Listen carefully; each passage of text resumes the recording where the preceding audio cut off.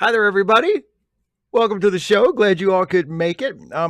As I mentioned in my pinned chat, I will be answering questions submitted ahead of time by patrons and channel members. First, as I always do. So if you are watching and you're with us in the live chat and you have something you want to ask me or something you want to hear me talk about, or you want to be generous with a super chat or whatever, please, if at all possible, hold on to it until I get through the patron and member questions, and then I'll spend the rest of the show hanging out with everybody in the live chat. Glad you could join me. Hi, Geek. Hi, Kara. Hi, Kirak. Hi, everybody. Hi. Okay, so let's turn now to the patron and member questions. And the first of those is from Black Cover 95, and this will be an easy one, unfortunately for Black Cover 95. In response to your American Monarchists video, a YouTuber uploaded a critique. I'm curious as to what you think of it. Well, just for future reference, to save yourself some time and so that you won't, next time you're thinking about this, you can just ask a question about something else instead. I guess I haven't mentioned this for a while because it hasn't really been an issue because I've gotten beyond the point for the most part, at least as far as I know, where a bunch of shitheads are making response videos to my videos. But just for future reference, and this not just to Black Cover 95, but to everybody, as a rule, I do not watch response videos that people make to my stuff. I just don't do it. I have found that it is incredibly beneficial both to my peace of mind and just to my work day, my work schedule, my focus on what actually matters to me, which is making my videos. I do not watch response videos to my stuff. So, and I did not make an exception for this one. I really don't care what this person had to say about my American Monarchists video. I'm not interested in whatever their arguments are, whatever their objections are, whatever their disagreements are. I don't care. Life's too short. So I didn't watch it. I'm sorry that you spent your question this time on that. But just for future reference, don't ask me to watch someone's response video to one of my videos and ask me what I think, because I don't do that. So there we go. But anyway, thank you for at least for an easy to answer question to start with, Black Cover 95. I appreciate it. I hope it's not too disappointing that I didn't answer that, or that I didn't watch that video. But next question is from Christian. Query: have you considered going back to your old format for Strange New Worlds reviews? I appreciate you have a friendship with your co-host, but he is unpleasant to watch and brings the entire thing down. I used to love your recaps and reviews because you gave intelligent perspective. If I want to watch an angry white guy yell and swear about Star Trek, I would go watch the Popcast. So first of all, I know we're going to keep doing the Strange New Worlds reviews as we are, just like we did with the Picard season 3 reviews. It's going to be me and Jason reviewing them together. And then I expect once the entire season is out, I will probably make a sort of cumulative video discussing the entire season, as I have done in the past for Picard and for Discovery. And even for Lower Decks a time or two, even though I'm not crazy about Lower Decks, but that's the format I think I'm going to use for Strange New Worlds. And of course, I will continue to do my retro reviews on Thursdays, which are in the scripted format where it's just me, talking to the camera and delivering a scripted review. I will keep doing those in the same way, but for Strange New Worlds, it's going to be me and Jason for the entire season. I've noticed an interesting phenomenon.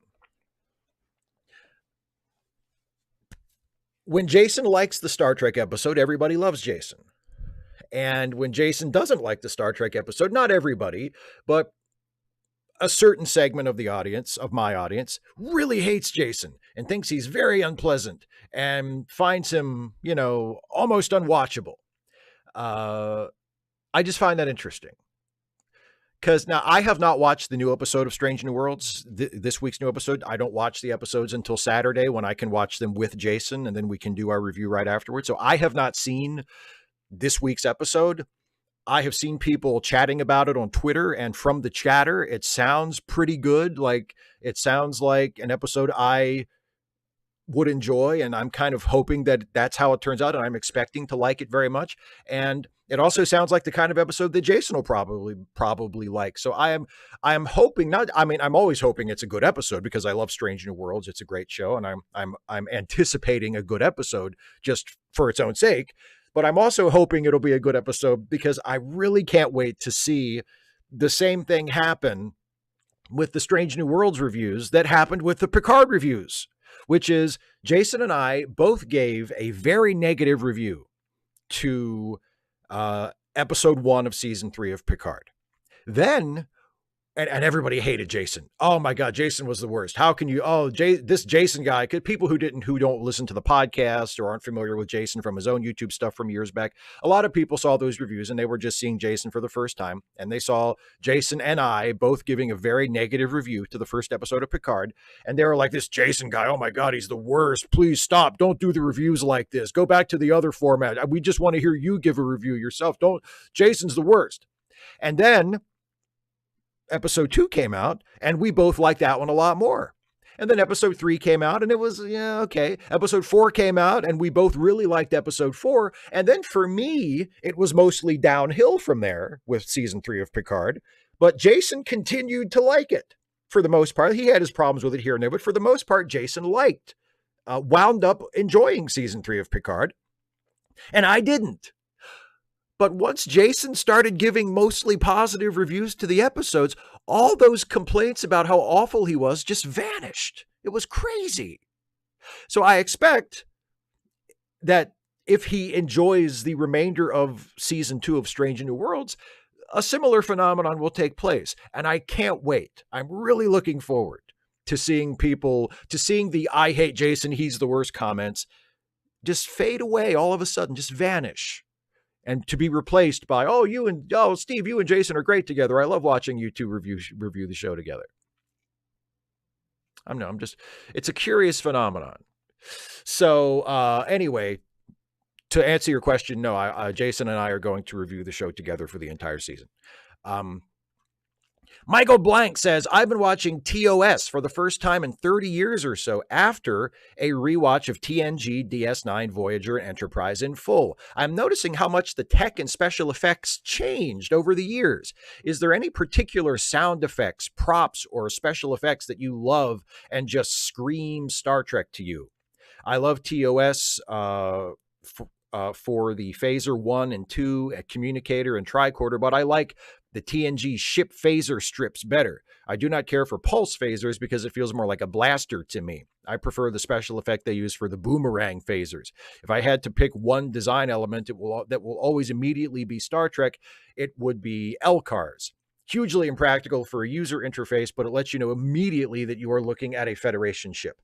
For me, probably the Enterprise Red Alert klaxon, the classic Trek Red Alert klaxon, or the sound of the automatic doors, the whoosh of the doors opening and closing, or also the hailing frequency whistle, the doo-doo-doo, like that kind of thing. Like, I think, in fact, speaking of Jason, I think he has commented that's the sound that when he hears that, he knows he's watching Star Trek.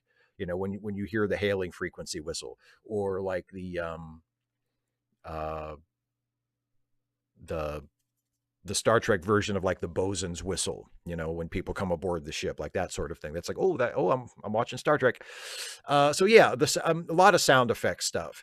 As far as special effects, I guess, again, for like just a definitive special effect that centers you in, makes you say, okay, I'm definitely watching Star Trek.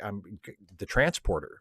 The transporter is something that is almost unique to Star Trek. There are other franchises that have done things similar to the transporter, but Star Trek is really the only major, like, popular sci-fi franchise that uses something like a transporter as a regular piece of tech that you see in almost every episode. So the transporter, I would say.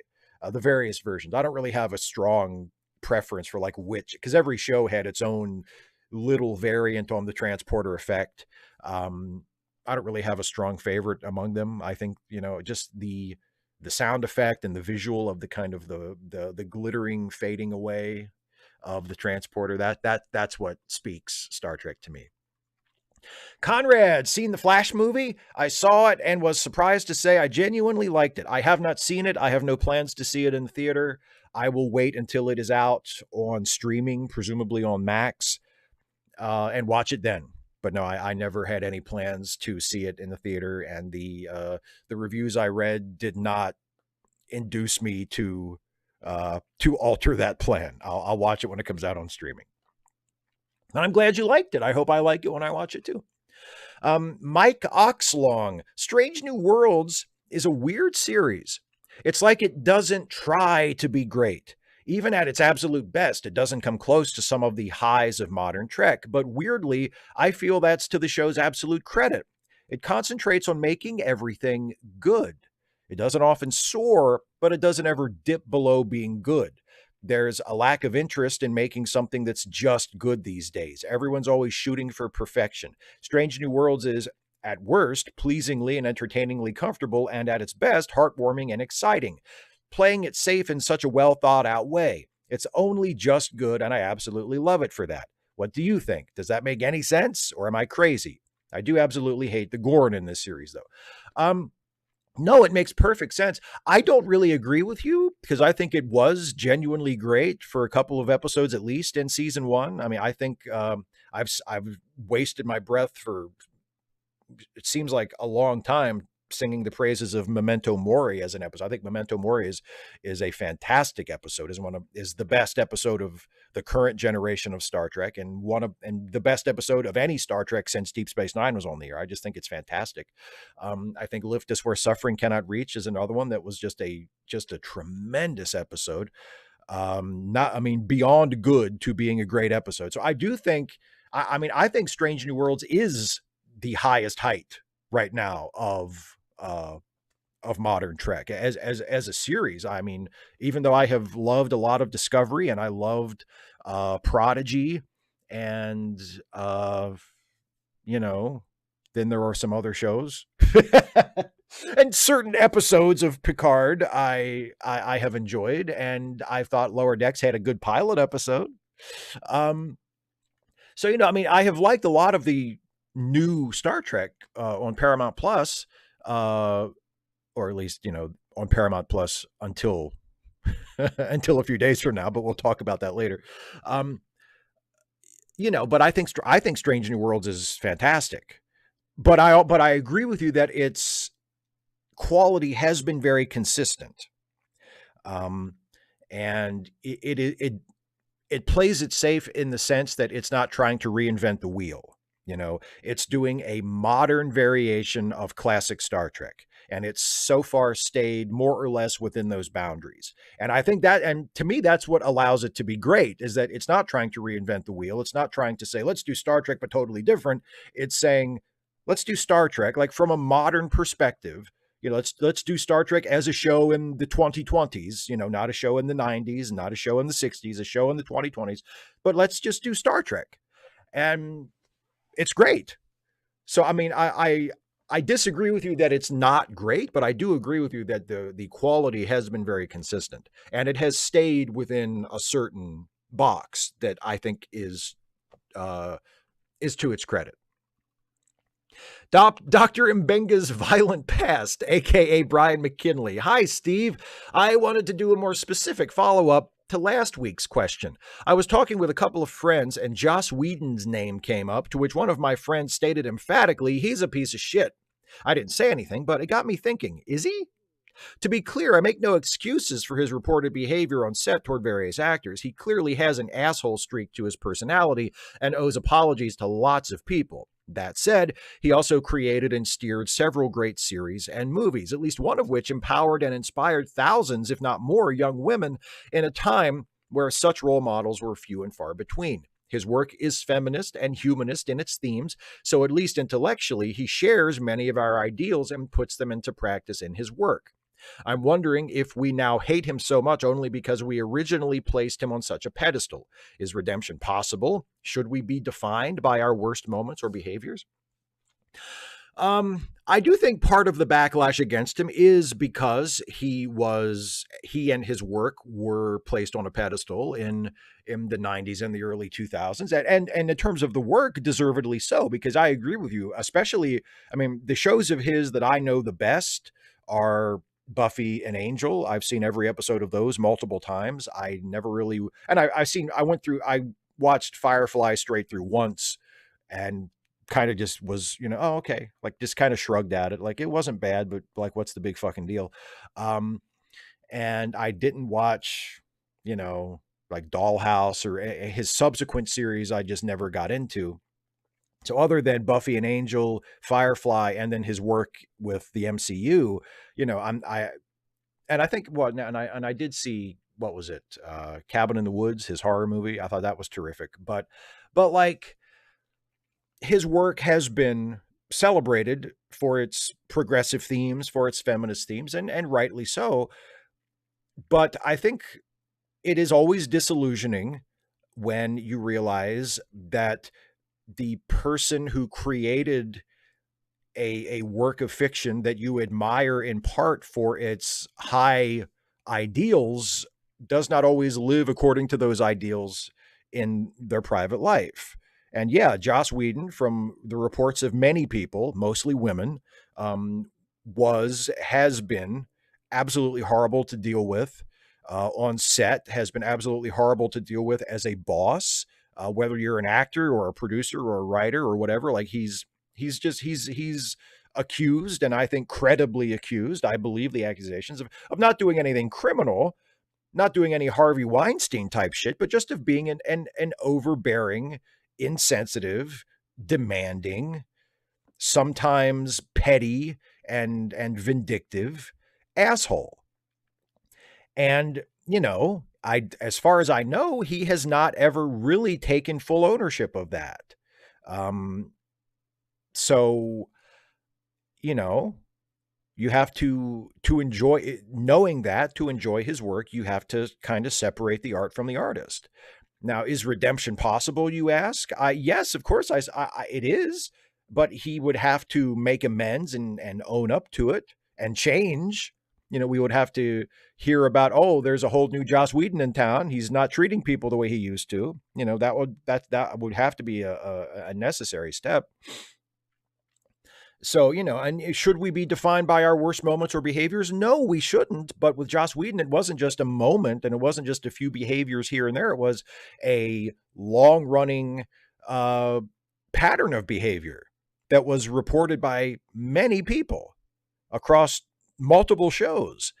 So it wasn't just, it's not that we're defining Joss Whedon by our worst moments or his worst moments or behaviors. We're defining him by a pattern of behavior that he exhibited for a long time. I mean, it's not fair to only define people by their best moments and ignore or sweep under the rug all of their shortcomings and all of the harm they caused either. So I don't think we should be doing that either. But no, I mean, I think the fact that his work was so celebrated and that he was so celebrated made the fall from grace a little steeper, for sure. And redemption is possible, but that's partially up to him, you know? Tofu Dunk, viewer for some time, first time Patreon. Well, thank you very much. Not sure if you are up to date on your Babylon 5 knowledge, but I would like to know your thoughts on comparing episodes season 4, episode 18, Intersections in Real Time, and TNG, Chain of Command Part 2, particularly because they both deal with torture, but also similar in their airing. I think this B5 episode was 3 years later. I do not remember that episode at all, so I apologize for not being able to answer this question. I did do a full rewatch of Babylon 5 about 2 or 3 years ago, but I honestly do not remember that episode at all. So I can't really compare it to Chain of Command in any way because I don't remember it. But as you may or may not know, Chain of Command is quite possibly my favorite TNG episode. So if it compares favorably to Chain of Command, either in terms of the themes it deals with or just in terms of the quality, then it must be a pretty damn good episode. But that's all I can tell you. I know I have certainly seen it, but I don't remember it off the top of my head. So sorry. Steve can guess who this is easily. It's some random geek. Phoenix still needs money in order to pay their bills.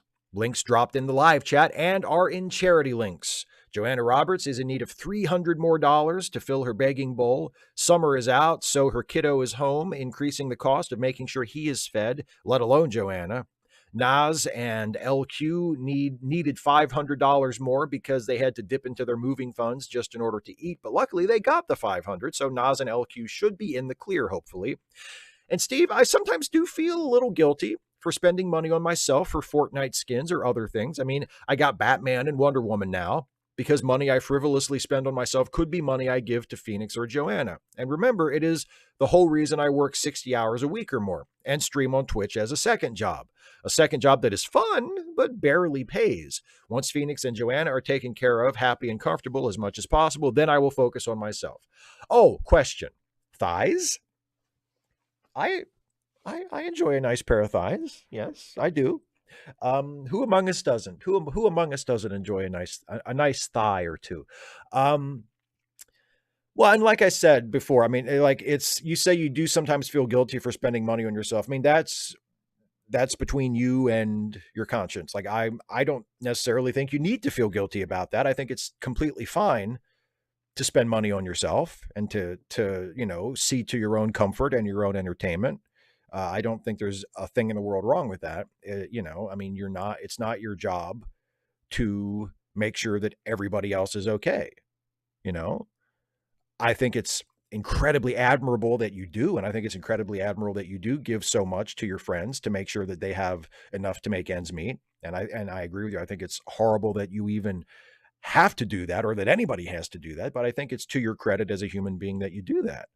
But I also think it's okay to take care of yourself, at least every once in a while, So I mean, you can feel guilty about it if that's how you feel. Nothing wrong with it, nothing invalid about it. But, I don't necessarily think you need to. I don't think you're doing anything wrong. But yeah, thighs are nice. Kier can't save Martha. I saw the meme recently and had a crazy idea. What if Martha Wayne didn't die, but was put into witness protection in Kansas? She's depressed at not being able to contact Bruce, needing to keep him safe until one day an alien craft crashes in a nearby cornfield. Her bodyguard/husband uses his connections to create a false identity for Clark Kent, making Batman and Superman brothers. Also, how long is it going to be before an admiral uses the Borg plan to take over planets by beaming kids up in the middle of the night and installing Federation-tuned brainwashing signals? Keep up the good work if you can get it. I mean, it is a crazy idea. I think the Martha Wayne actually becoming Martha Kent thing would be a good idea for like a comedy. If you're going to do like a comedic spin on Batman and Superman in any kind of story that tries to take them seriously, I think it's a terrible idea. But for like a jokey kind of thing, for a parody or, something like that, I think it's a hilarious idea. And how long before an admiral uses the Borg plan to take over planets by beaming kids up in the middle of the night? Honestly, I feel like that's like a plot point from Picard season 3. That's one of those things like the long distance, like transwarp beaming thing that they came up with for a plot point in the Kelvinverse Star Trek movies. It's one of those things that's probably better just forgotten by future writers. It's like, just we're not coming back to that. Don't do that. We're not coming back to that. Because I suppose like once you establish like, oh, you can rewrite people's brains using the transporter and they don't even notice. And apparently it's not even that big of a deal. You can just program like a protein into the transporter and it'll just put it in their brains. Like, once you've established you can do that, it's like, oh, that would just change the whole world, wouldn't it? So it's better to me just to forget it and just to never use it or refer to it again. Oh, David Colby. Sure do love Strange New Worlds being an optimistic, cheerful Star Trek after Discovery. Sure do love my anti-miscegenation laws in the Utopian Federation. Sure is great to have Imperial Russian-style anti-Jewish pogroms targeting augments in the Federation. It's way more upbeat than Discovery. Star Trek is back. The sad thing is, this isn't even a surprise. Strange New Worlds is just continuing to the ideological endpoint that the first season set up. The Federation is bad, but we're going to tell you how utopian it is while solving all our problems through legalistic technicalities that only help the protagonist maintain the status quo. I went from watching Babylon 5 to this and got nitrogen narcosis. I'm fucking dying in a decompression tank, Steve. Well, I hope you don't expect Captain Pike to save you after all that.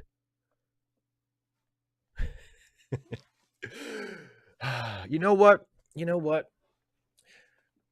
I know you don't like Strange New Worlds, so maybe you should just stick to Lower Decks. It seems like that's more your speed. Watch the little cartoon characters run around with their loud voices and their funny faces and get all excited and make their references and scream at things. That seems like more your speed. You'll enjoy that. That won't upset you so much.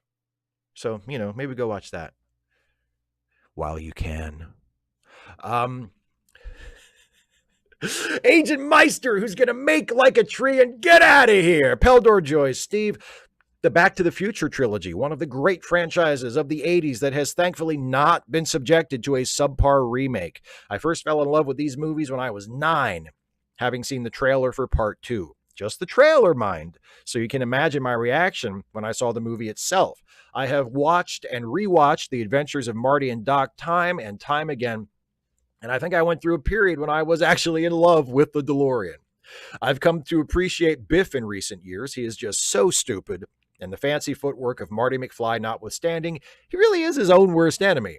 I'd love to hear your thoughts and memories on the trilogy, and do you think I should introduce it to my 11-year-old niece? I think she's old enough to watch them, but I wonder if they've aged well enough that she wouldn't think they were silly, as I don't want to put her off them.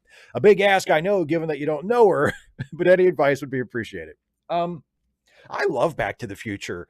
I enjoy all 3 films. I especially enjoy the first one and the third one. But part 2 has its charms as well. I think it's certainly the weakest of the 3, but it has its, there are reasons to recommend it. No, I think Back to the Future is great.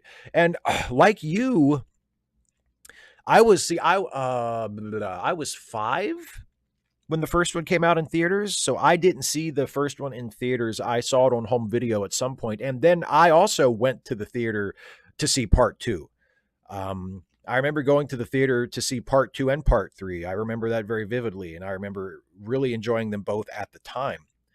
But yeah, I love Back to the Future. It's one of the greatest sci-fi comedy movies or sci-fi comedy movie series ever. I mean, it has a great sci-fi premise. It has a lot of fun with the time travel stuff and sort of getting things tied in knots as far as, going back and fixing things and then undoing things and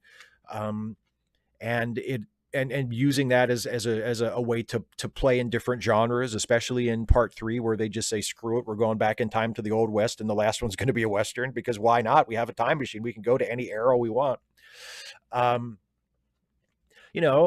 it's also really funny. Like it never forgets to be funny, or at least to try to be funny. Again, there are stretches of part 2 that I think aren't super funny, but at least it's trying. A lot of sci-fi movies nowadays, even movies that I generally enjoy, like there are some Marvel movies that lean more toward comedy than the others, and they will still have these stretches in the middle where it's like they just forgot to write jokes. It's like they forgot that they were trying to be funny, and they forgot that the movie is good when it's funny, that the humor is a really important part of the movie, and that it suffers when that's not there.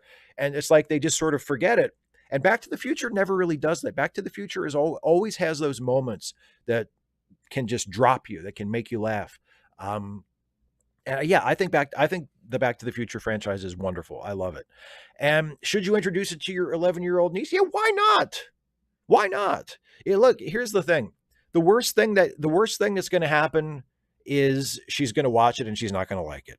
And honestly, I know that would be disappointing because you want to bring something to her that you love and you want her to love it too. But, if you show a younger person a movie that you love and it's not their thing, that's not the end of the world. And at least you shared it with them. You know, you have a favorite of yours that you are sharing with them. And even if they don't love it as much as you do, at least you shared it with them. And if they don't like it, that's okay. Life goes on. And maybe she'll love it. Maybe she'll think it's great. And you'll have introduced her to something that she will then carry with her for the rest of her life. So, yeah, I would say show it to her. At least show her the first one, see if she likes it. Absolutely, go for it. Danny K. Hey, Steve, if Starfleet Lawyer shows up on Lower Decks, would you be more flattered or annoyed? Thanks. Hope all is well. For what it's worth, I'd only be cool with it if you played him. If it was funny, I'd be thrilled.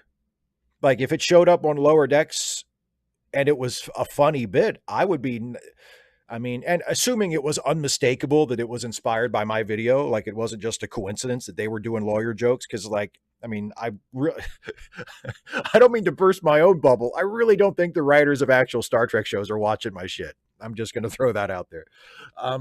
But if it showed up and it was like unmistakable that they were inspired by my video and it was good, then I would be terribly flattered. And if it showed up and it was unmistakably inspired by my video and it was typical unfunny Lower Deck stuff, then yes, I would be a little annoyed. I mean, I wouldn't be like pissed about it. I would get over it, but I would, yeah, I'd be a little annoyed. And I'd be like, aha, see, that's why I wrote my video the way I wrote my video. And I didn't write it like that because I wanted my video to be funny.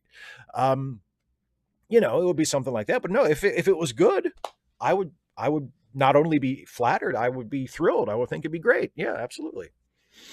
But I wouldn't hold my breath for me to play it. General Contact Unit Problem Child. Why do you think there's this tendency for audiences to think objectively terrible characters must be good in some way if they're sufficiently complex? The last DS9 we watched was about Gul Dukat, and I said people mistake complexity for virtue when I was speculating about why people like him. It occurred to me that's not a phenomenon that only applies to him. I can think of several other fictional characters who are objectively terrible people, House, Rick Sanchez, Walter White, etc., but people will insist are good people in some way just because they're complicated. I have two theories on this. One, historically, most complex characters in TV shows were good guys, so if we're being shown a character is a complex individual, we naturally read them as a good guy. And two, there's something comforting about the idea that you can still be a good person while doing terrible things, so long as you have complex emotions, motivations, and traumas to explain why you're acting that way. What do you think? I think both points are very good. I agree with you on both points. You're definitely right that historically, not only historically most complex characters in TV shows, but most protagonists in TV shows, period, were good guys, were morally upstanding characters that the audience would have no trouble identifying with or looking up to or, siding with in conflicts, what have you, whether they were complex or not. So, seeing, and like House is a great example. House is the protagonist of his show. He's the title character of his show. So we sort of assume, well, House is a good guy. I mean, yeah, he's a little rough around the edges and he does things that are over the line from time to time. But, on the whole, he's a good dude. And we kind of let him off the hook for stuff that he does that people shouldn't be left off the hook for, because it's his show and he's the hero. And like you say, there is complexity. He does do good things. He's not like pure evil. I mean, he's not an out and out villain. He does have heroic, noble, admirable qualities, but he also does some things that shouldn't be overlooked, that shouldn't be swept under the rug and said, so we can say like, yeah, he's done a few bad things. And House is such an interesting example because I think the show itself does that. Like the show itself tells us through other characters in the show that a lot of what House does is not okay and is not absolved by the good he does. Like in the final episode of the series, there's Wilson giving House's eulogy at his funeral. And Wilson starts to go into the typical spiel about how, everybody knows what a handful House was and he crossed the line and he was an asshole. blah, blah, blah. But the thing you have to remember about him is at the end of the day, he saved lives. And then Wilson actually stops himself and walks that back and says, no, you know what? That's not good enough. He was a bastard. The way he acted, the way he treated people wasn't okay, even if he did save lives. It's not okay.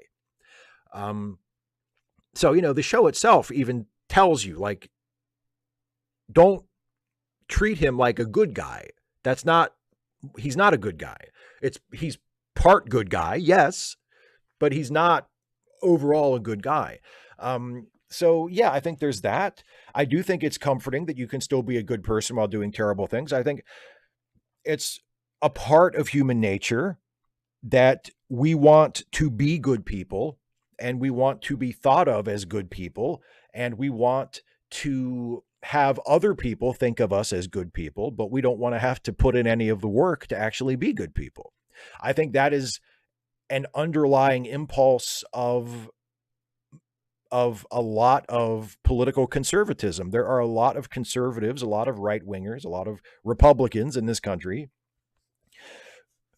who will get just furious at the suggestion that they maybe aren't great people, at the suggestion that maybe they could be better people, that they should revise their attitudes, that they should change their behavior. Like the idea that they're anything less than wonderful people, like they treat that as a horrible, unforgivable attack. They're really sensitive about that. They get really defensive about anything they perceive as a remark of that kind, because they would like to be able to think of themselves as good people, and would like for other people to think of them that way and treat them that way. And they would like to not have to do any work toward that, please.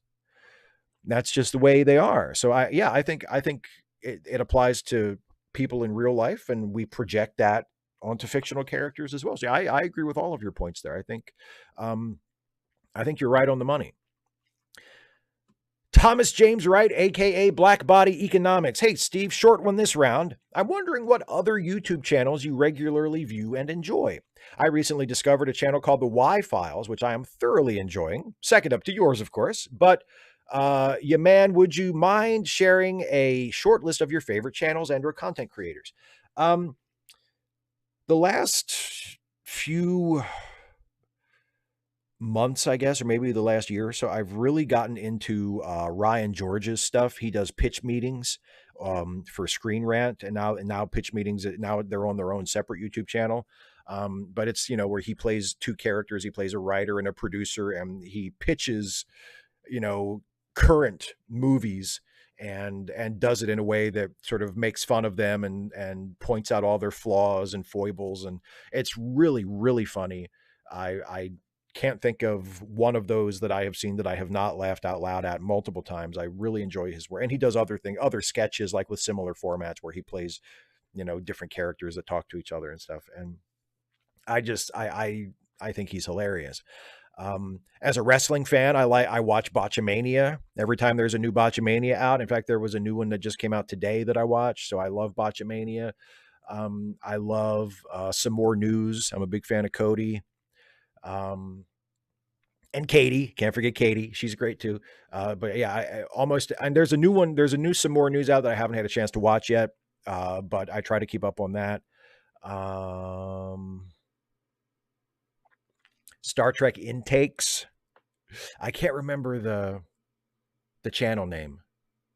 Ryan's Edits. It's called Ryan's Edits. But he does Star Trek Intakes, where he takes outtakes and bloopers from various Star Trek shows, and he edits them back into the scenes that they were taken out of, so that the whole scene plays, but with the blooper in the middle of it. And some of those are fucking hysterical. I really, really enjoy those.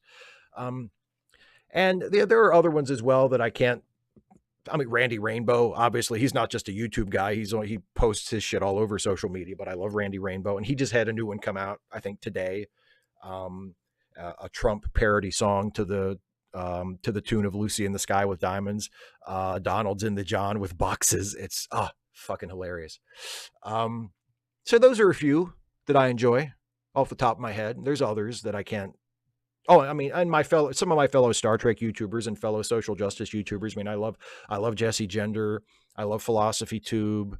People that I know personally or have had, interactions with or collaborated with a time or two. Like I watch a lot of their stuff and enjoy it. But as far as like, sort of YouTubers that are known to a broader audience, the ones I mentioned, I think are probably my favorites right now. Isaiah. So, Steve, I've been pondering the idea for a Quentin Tarantino directed Star Trek film, and I think it could work. Here's the premise. QT's movies are pulpy and outrageously silly. I was thinking of setting the film/TV series during TOS, the setting in San Francisco, Earth, during the 23rd century. In this show, the Federation is dingier and sketchier with 1960s aesthetics and motifs, and follows the story of a Starfleet admiral who tries to rescue his wayward Starfleet cadet daughter from joining a youth cult who admires a man named Khan. You know the rest of the name. I'm thinking this project will be a cross between QT's Once Upon a Time in Hollywood and the TV show Aquarius starring David Duchovny. That show is about Charles Manson and Duchovny being an LAPD detective looking for a missing teenage girl who may have joined the notorious Manson family. Yes, I was a bit high when I thought of this, but at least I was productive with my mind. LOL. Thoughts? I mean, it sounds interesting. I know we've talked in the past, and I've responded to various questions over the years from people that were, asking like, what kind of Star Trek show would you like to see that we haven't seen before? And I usually bring up shows that could do some genre hopping, and do like a Star Trek medical show or a Star Trek detective show or a Star Trek, whatever. And Star Trek, gritty 1960s drama show is definitely a possibility. And I mean, look, I think Tarantino would do great with something like that. It definitely matches his taste and his aesthetic. And I think it would be fascinating to watch a show set in the Star Trek universe, set in the 23rd century, set at roughly the same time period as the original series, and let Tarantino do his version of that aesthetic, of that, time period of Star Trek. I think it could be really fun and really interesting. But on the other hand, I kind of would love to see Tarantino just direct like a more typical Star Trek show or typical Star Trek movie. Like I know one of the little tidbits that came out about the movie that he was considering directing was that it was going to involve the gangster planet from A Piece of the Action. It was going to be like Tarantino's Star Trek movie was going to be set, or at least take place to a, to a certain degree, on the gangster planet. And I thought, well, that sounds fun, but at the same time, it's like, I don't know. I would rather see Tarantino direct like, a, a Star Trek space adventure movie, where it's not set largely on an Earth-like planet where Tarantino can do more typical Tarantino stuff. I would like to see him do a Star Trek show where they're in space for most of the time, where they're on the starship for a lot of the time, where it's like sci-fi action adventure, and bring his pulpy sensibilities to that. I would be more interested in that. But your show that you're describing sounds like it could be fascinating, done the right way, and with Tarantino behind it. Like it's a very interesting idea for sure. Carrie Hughes, hi Steve, and not a Star Trek question because I couldn't think of one, but more of a politics question. Now that Trump has been indicted for a second time, how likely do you think that he might actually go to jail? And if he does, is he likely to campaign for the presidency from jail? I mean, right now, it's just my own gut feeling. I have nothing to back this up. I would say in terms of him ever actually doing jail time or prison time, maybe 50-50.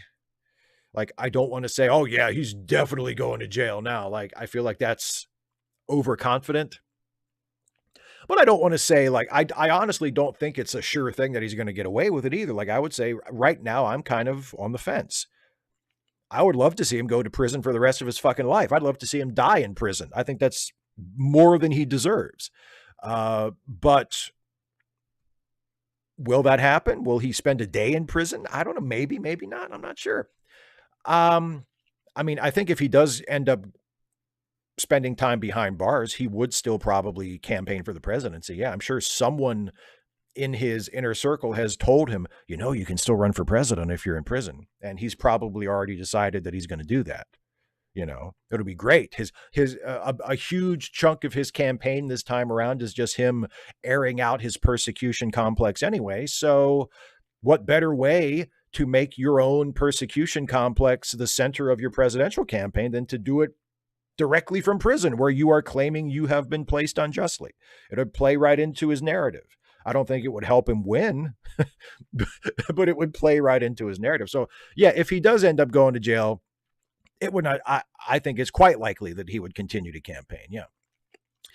Shazy, the burgeoning socialist. Good evening, Steve. I really enjoyed your Avengers Endgame review, and particularly when you talked about Chris Evans's performance as Captain America.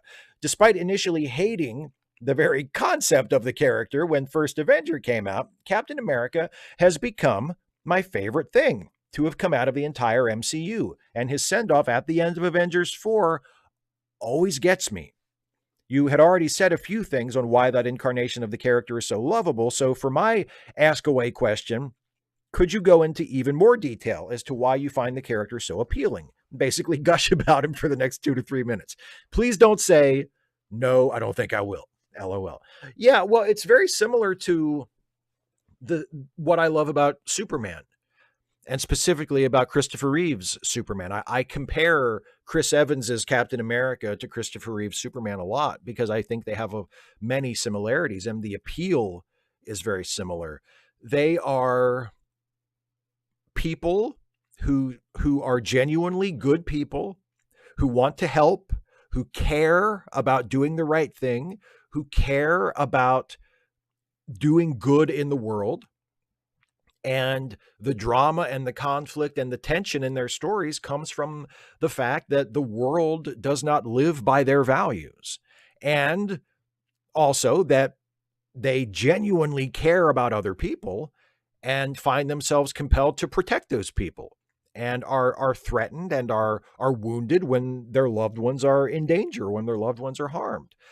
People who say like, oh, the characters they're too much of a goody two shoes, you can't write for them. That's ridiculous. If you establish that a character is a genuinely good person that cares about other people and cares about doing the right thing and has a strong moral compass, right there, you've got the basis for an incredibly compelling character if you do it right. You know, how do you continue to make the right decision in a world where it is often more rewarding personally to make the wrong decision, especially when you have superpowers, when you are stronger than other people, when you are more, it would be much easier for you to get away with doing the wrong thing than it would be for other people. How do you not do that? You know, what is the temptation? What is the motivation for resisting that temptation? Like there's so much potential for drama and for characterization and for conflict in a character like Captain America. And look, I'm a sucker for earnestness. I'm a sucker for sincerity. I'm a sucker for someone who is a stand-up guy and tries hard to always be that. There's something about those kinds of characters, probably because I found Superman, and again, specifically Christopher Reeve's Superman, at a very young age and just kind of imprinted on that. I love stories about heroes that are good people and that try to help people, you know, and that is Captain America. That is Chris Evans's Captain America.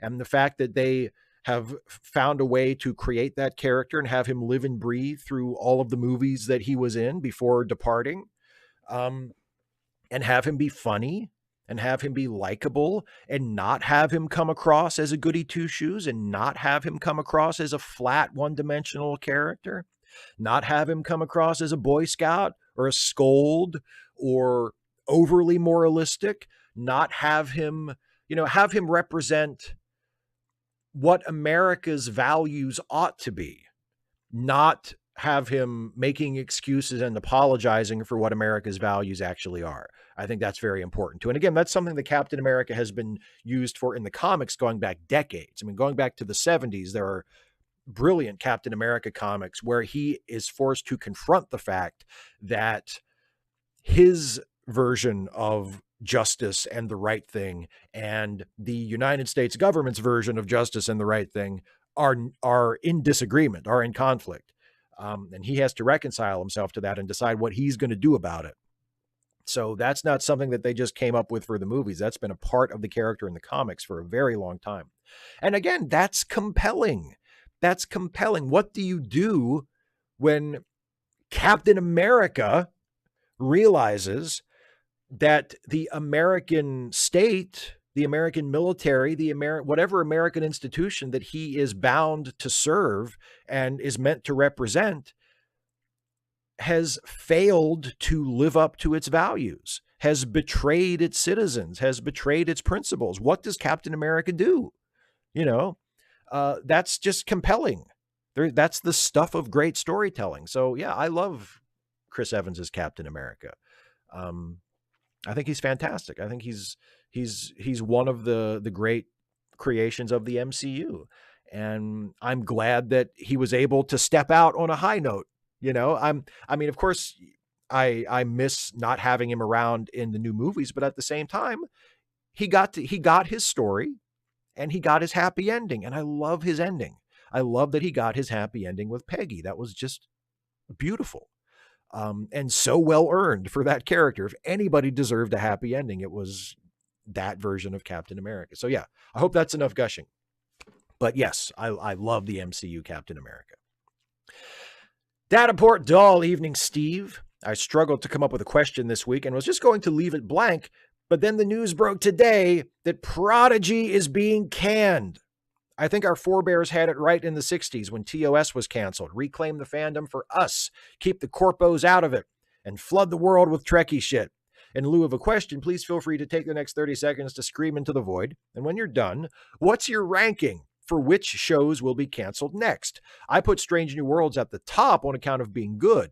Weird how this happened when Patrick Stewart finished his project.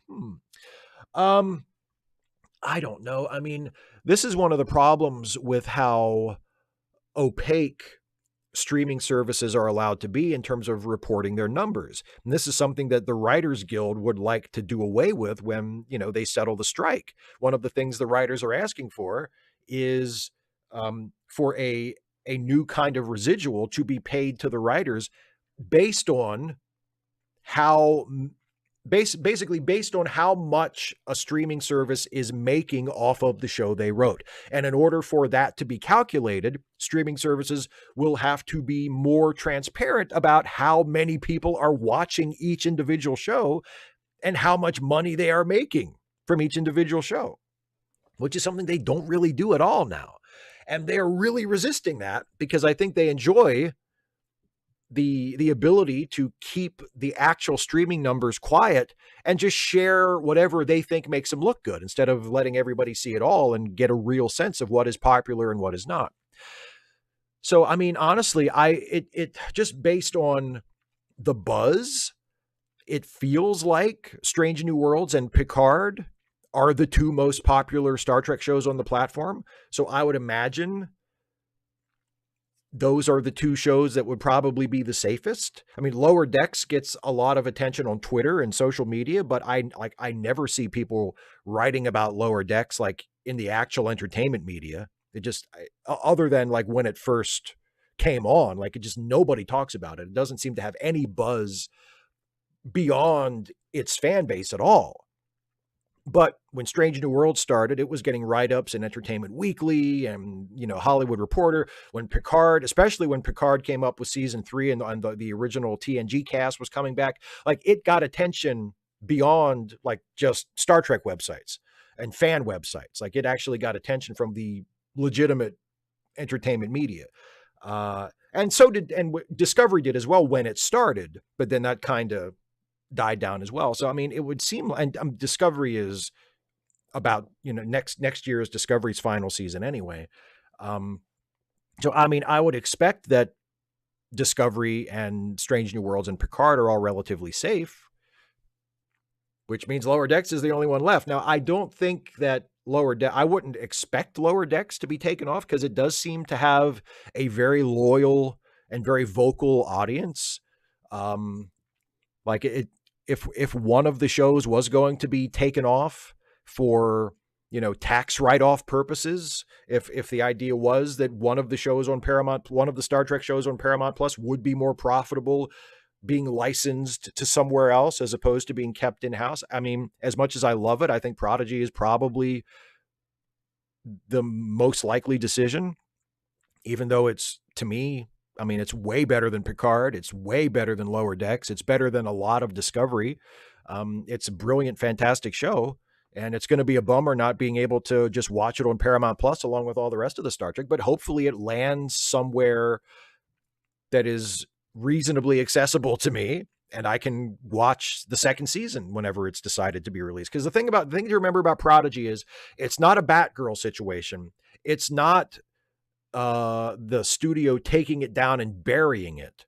They're just removing it from their streaming service. And there's some way that they can claim a tax write-off for that. But they're still able to shop it to somewhere else. So I imagine it will wind up somewhere else before too long.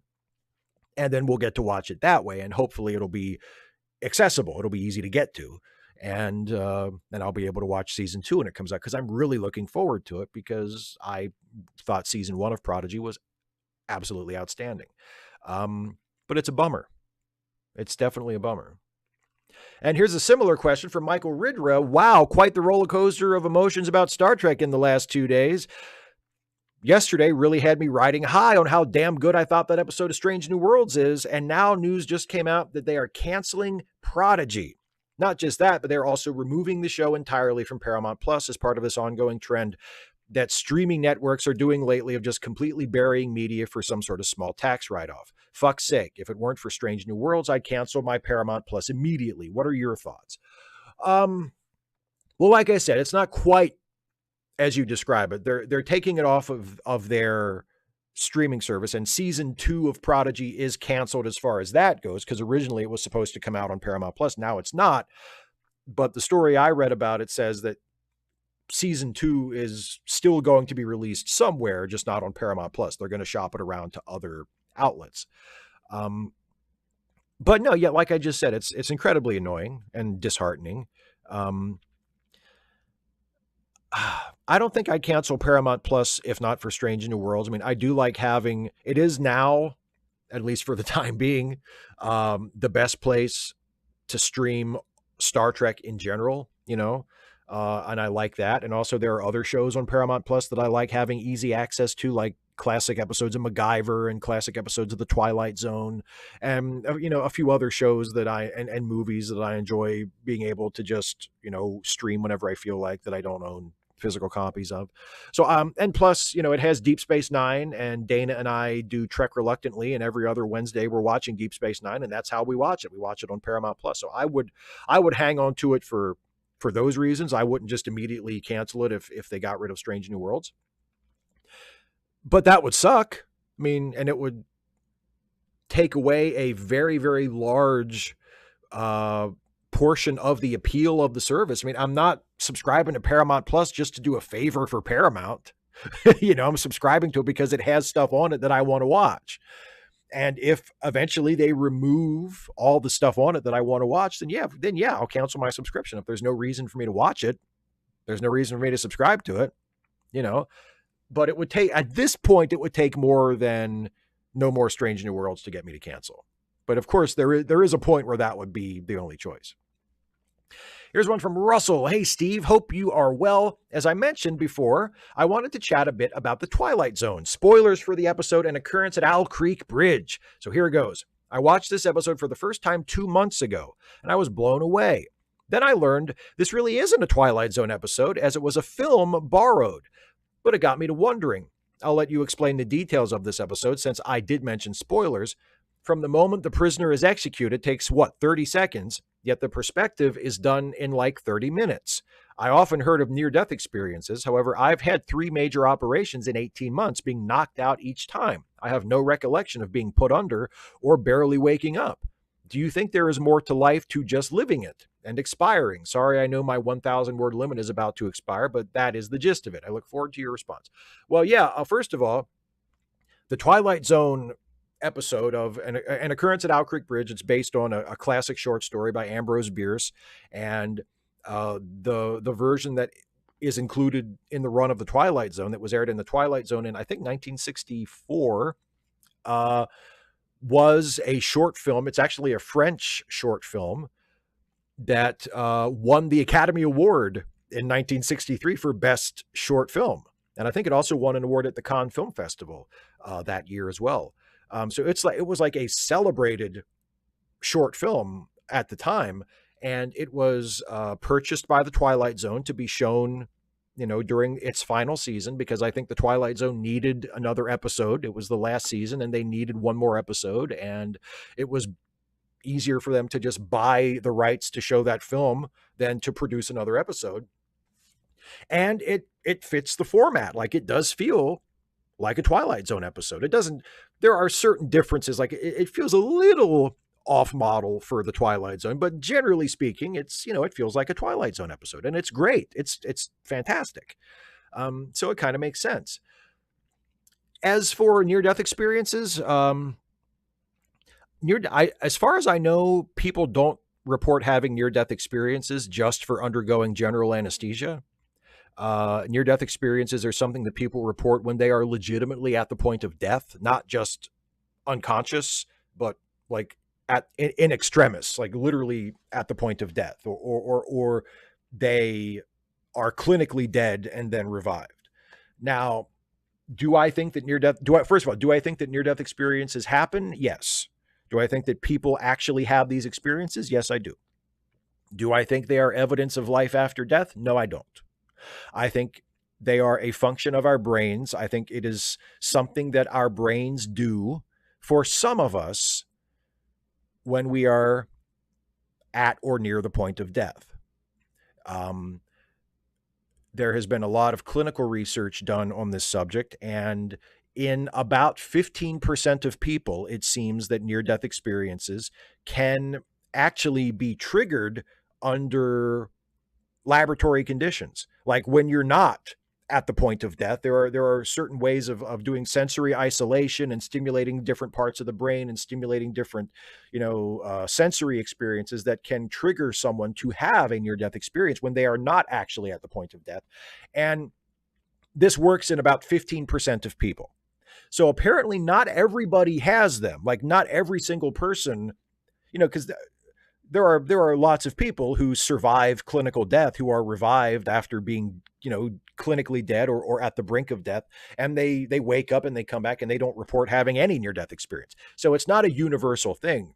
Not everybody has them. Apparently most people don't have them, but a certain percentage of people are able to have them or report having them for whatever reason. I don't know what the deciding factor is. I'm not aware of any research that speculates on why certain people have near-death experiences and certain people don't. Who knows? Maybe someday we'll figure it out. But I think it is a function of the brain. I don't think it is evidence of life after death. I am an atheist. I don't think there is life after death.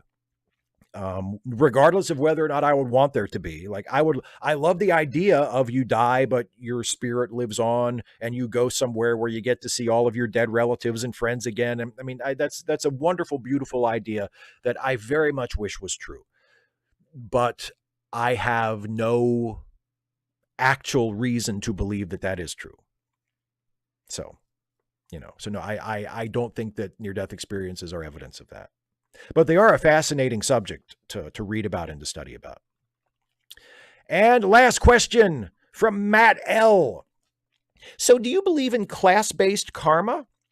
With all of the coverage of the 5 rich billionaires, well, 4 and one of their silver spoon sons, it strikes me as ironic that rich people died trying to effectively have grave tourism. Other expeditions have been for science or historians, but this was truly just rich folks wanting to get off on seeing a mass grave. I don't feel bad that they were so ignorant as to take an obviously ill-functioning ship, and I don't feel bad that the owner died too, since he was openly warned as far back as 2018 that the glass wasn't rated for that depth, and he fired the whistleblower. From orcas attacking large boats to the Titanic effectively sinking a ship of rich elites, I'm on the side of the ocean. Too harsh? What are your thoughts, Steve? P.S. Hundreds of migrants drown drowned last week near Greece. Not a single news story about it that I saw on TV, and it's under the radar online unless you search for it yourself and already know it happened. And that last point is a really good point. And I've seen a lot of people making that point on Twitter, that the world was, in rapt attention for the last several days over whether or not this submarine full of rich people was going to be discovered. Yet thousands of migrants drown every year. Thousands of refugees drown every year. And it's reported on almost not at all. So there is definitely a hierarchy in place as far as what kind of stories get covered by the mainstream media and what kinds don't. And that is a shame, and that is a damning indictment on our priorities as a culture. I'm mostly on your side. Like, one of the people on board the Titan that was killed was arguably the most preeminent expert on the wreck of the Titanic. He was a researcher and scientist and historian, and he was actually, I think, on that vessel to serve as like the guide, as the expert on the Titanic, to let the billionaires and the billionaire's son on the sub know what they were looking at and stuff. And it is, from what I understand, a great loss to the scientific community that he is no longer with us, that he died as well. And look, the son was only 19. I don't know what crime he committed other than being the son of a rich guy. Maybe he was an asshole, maybe he wasn't, I don't know, but 19 seems awfully young to be celebrating his death. But his billionaire dad, the billionaire adventurer guy, the fucking prick CEO, which it was all his fault anyway. Do I grieve for them? Not really. Especially the CEO, Stockton Rush, the guy. I mean, again, this was entirely his fault. He went down with his ship. Good for him. He was on the boat under the water when it imploded. He probably had that fucking Logitech wireless gaming controller in his hand, trying to drive his fucking bullshit, submersible when its hull gave out or gave into the pressure, I guess I should say, and it imploded and they all fucking died. Fuck that guy. I have no sympathy for him at all. And I have limited sympathy for the others, but I do think it's a shame that one of the people that died was a kid and that one of the other ones was a preeminent researcher on the Titanic wreck. I think that part of it is a shame to me. But does my heart bleed when bad things happen to billionaires who make incredibly foolish choices with what to do with their money? No, not really. Do I feel bad that in general that people died trying to, as you say, treat the wreck of the Titanic, which is basically a mass grave, as a tourist attraction? No, I don't really feel bad that happened to them for that. Do I feel bad that orcas are wrecking rich guys' yachts? No, I don't. Fuck them. Fuck them. I don't give a fuck. You think, all the people in this world that are suffering in poverty, suffering from preventable disease, suffering because they don't have enough food or clean water or can't get access to medical care, and I'm supposed to feel bad because some whales are wrecking some rich guy's boats? Fuck those motherfuckers. I don't have an ounce of sympathy for them. Fuck them. If I'm going to have sympathy for people, I'm going to have sympathy for people who deserve it, who are in actual dire need of the basics of life. Not some fucking billionaire with a big boat who got it wrecked by a whale. Good for the whale. I hope the orcas wreck all their goddamn yachts. Fuck them. Fuck them. So no, I don't have sympathy for them, but I do feel a little sorry for the scientist and the kid that were on the Titan. I do feel bad for them a little bit. It gives me, it causes me to wind back the amount of reveling that I do in it. I'll put it that way. All right. That was the last of the patron and member questions. Now, of course, I will turn to the live chat momentarily, but first, it's that time of the show when I premiere a brand new Stuffy and Friends short. Now, this Stuffy and Friends short will go up live on my channel as a standalone YouTube short tomorrow, but tonight on Ask Away, You get a sneak peek. You get to see it first. So here we go. Brand new Stuffy and Friends short.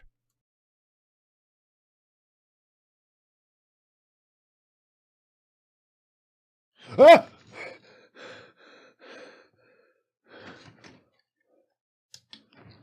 Stuffy? I'll be right there. Okay. What's wrong? Ah, Jesus Christ! What? I said I'd be right there. Did I wake you? By screaming for me in the middle of the night? Yes. But that's okay. What happened? I had a bad dream. It was the one about the spider who plays the world's smallest violin and the world's smallest viola at the same time. Can you help me get back to sleep? Sure. Do you want the usual treatment? Yes, please. Okay. The reason certain characters in The Lord of the Rings have multiple names is...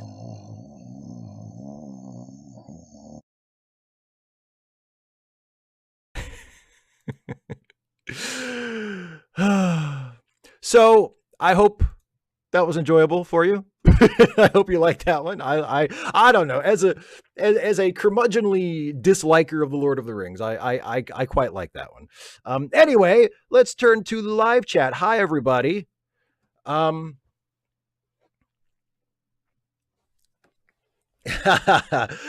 I wasn't nude. I don't sleep in the nude. When I'm sleeping for real, I always at least have like my underwear on. And for the video, even though it appears that I am, wearing less than I am, I'm actually just shirtless. I'm pretty sure I still had like my jeans on just under the covers because I'm just shooting myself like from here up. But anyway, yes.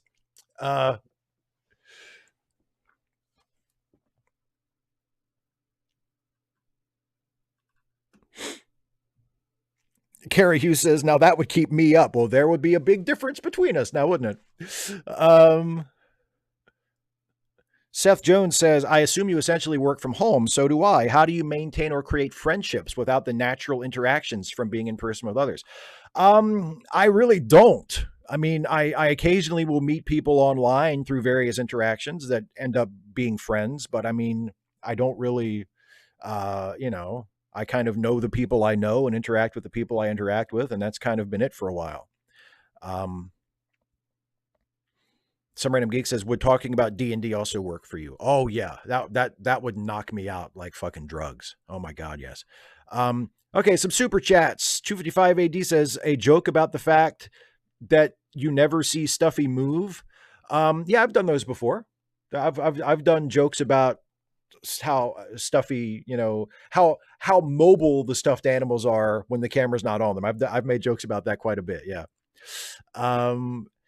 255 AD also says, it occurs to me that the theories I laid out cross over. I can't be a bad guy because I'm a complex individual, and TV tells me bad guys aren't complex. Yeah, that's a good point. That's a good point. That does make sense. From John Collins with the super chat. Thank you very much, John. Because these people wanted to do this and they were the four of them at least mega wealthy, how come they didn't have a team on the surface monitoring them if there was a problem in the first place? They did. There was a team on the surface monitoring them. What happened, as far as I understand it, was the mothership, the surface ship, lost communications with the submersible, the Titan, and wasn't quite sure what had happened. And the reason that they weren't quite sure what had happened at first was that there was an incident, I think last year, where something similar happened, where the Titan was, again, the same guy, Stockton Rush, the CEO of the company, was piloting it with his fucking controller. And they were taking it down to the Titanic, and they lost communication between the sub and the mothership. And then the sub got lost and never actually even made it to the Titanic wreck. Like, they ended up having to surface and just return to the ship. So at first, this time, I guess they assumed that something similar had happened, or at least they assumed that something similar had happened and worked on that assumption. So that if they were still out there somewhere on the Titan, they would, hopefully find them before their oxygen ran out. So they didn't just immediately assume, oh shit, they must have imploded, they're all dead right away. They assumed that there had been some technical malfunction, or at least acted as though there had been. That was a possibility because it had happened before, because it was a shitty little boat that was, that never should have been put in the water.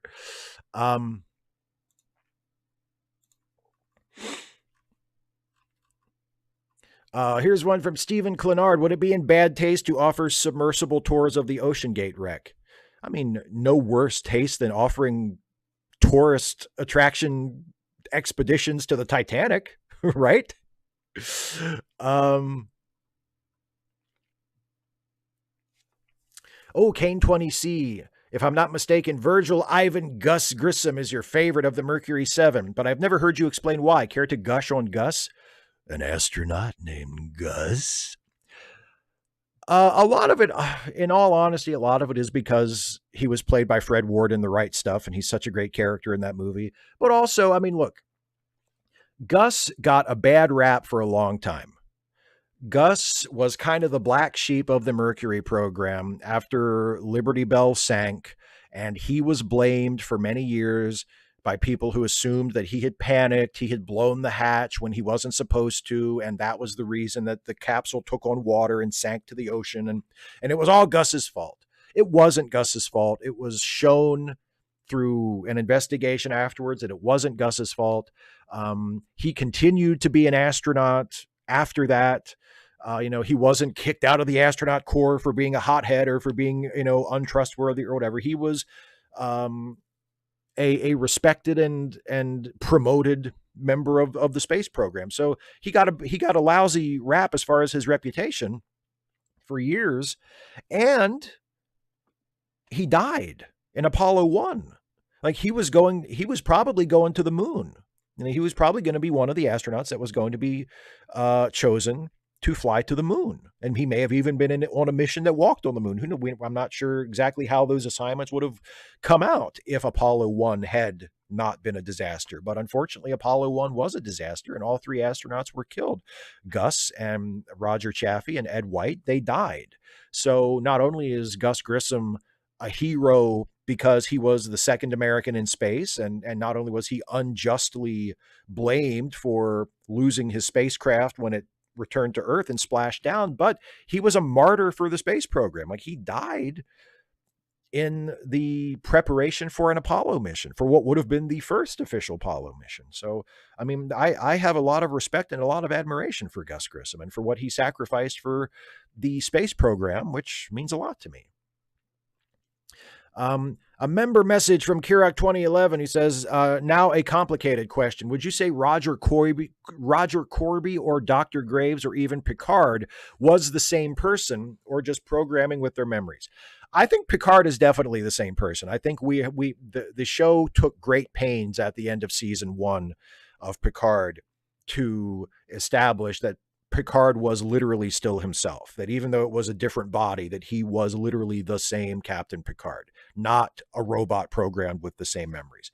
Now, for Roger Corby or Dr. Graves, I think there's more gray area there. With Dr. Graves especially, I feel like that was a case where he copied his brain into a computer, or he copied his brain into data at first and then into a computer.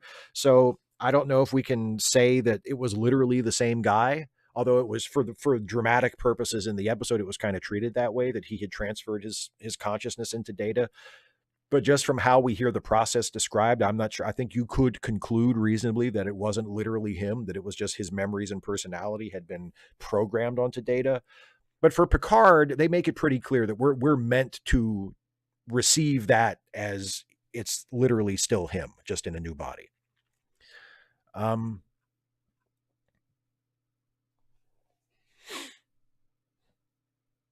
Yeah, Isaiah, thanks. Yeah. I'm so broke I can't even buy a 64-cent soda. Payday isn't until Monday. You know me. I'm a massive Titanic fan, but this was totally stupid. Yeah, I mean, this wasn't for scientific research. This wasn't for any noble purpose. This was just tourism. So, yeah. Marty Aberdow, did someone order 5 guys and a sub?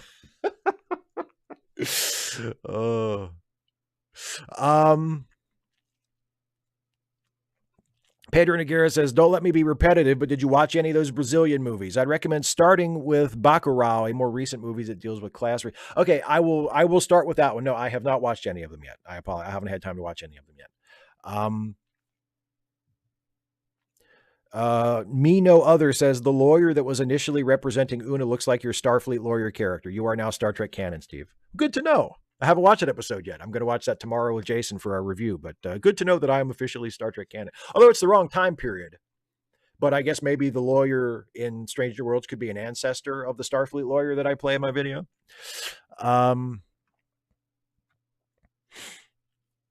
Kane20C says, I'm also of the belief that all astronauts are heroes. Thank you for your answer. Yes, that is definitely what I believe. That is definitely what I believe. Dadpool says, would you be interested in voice acting either in cartoons or video games? I mean, it would depend on the money, and it would depend on what roles I was asked to play. I mean, I'm not like interested in that right now, just in general, like because I want to do that.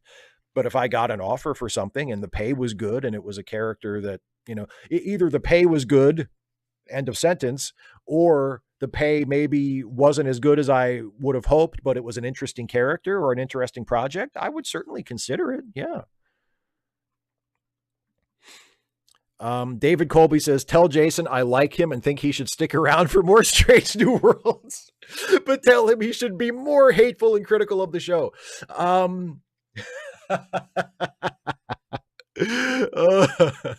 I will pass that along. I'm glad you enjoyed his half of our review of episode 1, even though I think you also left a comment saying he should really be harder on the show. So yeah, I will pass that along. It's good to know that he has one fan out there that will be on his side, even when he shits on Star Trek, as opposed to a lot of my other viewers that are like, who's the other guy? I don't like it when he says mean things about Star Trek. Yeah, for sure.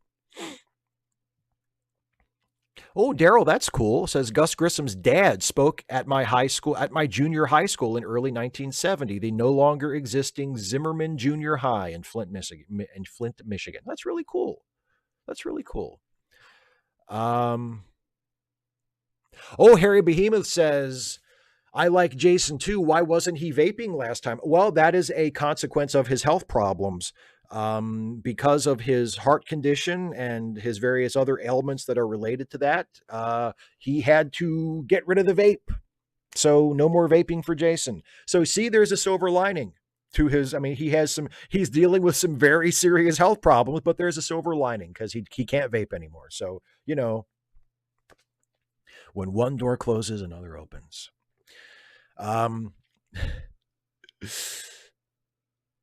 Kane20C, I only like it when Steve says mean things about Star Trek. Thank you. Yeah, it's my channel. Only I get to say mean things about Star Trek. Kirak2011 with a super chat says, this goes back to my Twilight Zone episode. How do you live 30 minutes in a 10-second period? Is that how dreams work, or was it suggesting more?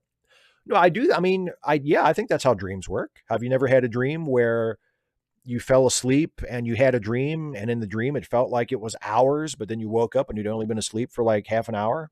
You know, I do think, I mean, dream time does sometimes work a lot differently than waking time. So I think that was the suggestion. Yeah.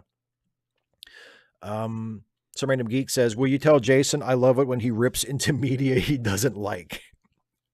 Like how I also don't care for the movie Vertigo either. Yeah, you know, Jason, there is something like Jason's good at it. I think I'm not bad at it. Roger Ebert was great at it. There's something so exhilarating about a really good critic who can express themselves well, just fucking ripping something that they don't like apart. I mean, just tearing it to pieces. I often enjoy that. And I mean, as long as they're doing it in an articulate way, it's not just an internet rant where they're just like, this sucks and there's too many black people in it and there's too many women in it and it ruins my childhood. Like none of that like whiny fanboy bullshit. But like if you're actually an articulate, intelligent critic and you are expressing your opinions and your genuine reactions to a piece of media that you don't think is good, but you're doing it in a really cutting, biting way, like, oh, so enjoyable. Simon Peter Atkins says, have you ever visited the TOS set in Ticonderoga, New York, the former location where they shot Star Trek New Voyages, which they then converted into a tourist attraction after Paramount put the kibosh on fan films, thanks to that Star Trek Axanar bullshit that ruined it for everybody. No, I have never been. I would like to go though. It looks really cool. I would love to visit the Star Trek Tours set, but I haven't up to this point. But yes, I would very much like to. Harry Behemoth, did they give him Nick lozenges or so? I honestly don't know. I'm not sure if he has something to wean him off of it or what. I really don't know what he is using to kick the vape, but I know he ain't using it no more. 255 AD with a super chat says, with regard to Whedon, what would you say to people who argue, well, creative people tend to be assholes? I saw a video essay about that problematic claim. You know, it's funny. Jason and I have talked about this on our movie podcast. I'm sorry. I don't care how creative you are. I don't think it justifies mistreating people.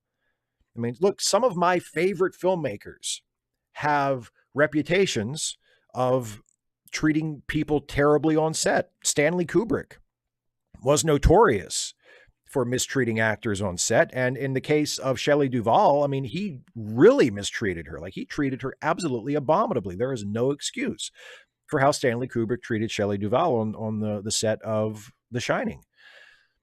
It does, like, we actually just talked about this on our most recent late seating. I think we talked about it in the uncut portion that's only available to late seating or to Let Me Listen patrons, but we talked about it just recently. It doesn't matter how good the movie is, okay? It's just a movie. And there are plenty of great movies that have been made by filmmakers that didn't mistreat people and act like assholes on the set. It's not an excuse. You can make a great film. You can realize your brilliant, auteur's vision without being a dick to people, without harming people, without mistreating people. And if you can't do that, then fuck you. Your movie's not that important. And it's a shame that some of my favorite films have been made by people who didn't get that. It's a shame that, Kubrick mistreated actors. It's a shame that Charlie Chaplin has a notorious history of casting couch abuse, of abusing his co-stars, of mistreating his co-stars, of being attracted to problematically young women. Like, there's all kinds of really dark, unsavory stuff in Charlie Chaplin's personal life that I dearly wish wasn't there, because Charlie Chaplin was a genius, and I love his work. But in his private life, the guy was a fucking nightmare. And I wish that was not the case. And there is no reason why it has to be the case to create brilliant work. There are many brilliant filmmakers that do not have those skeletons in their closet. It is not necessary, and it is not an excuse. John Collins with a super chat. This wreck proves that money can't save you from everything. No, it can't, especially when you didn't spend it on safety measures for your fucking submarine that you were taking down to the bottom of the Atlantic Ocean to look at the Titanic. Kirok 2011 with a super chat. Changing the tone for a bit, I saw your video on why Star Trek 6 was the best finale. I never understood why people found the DS9 finale not the best. What was it about it that you didn't like, and what worked for you?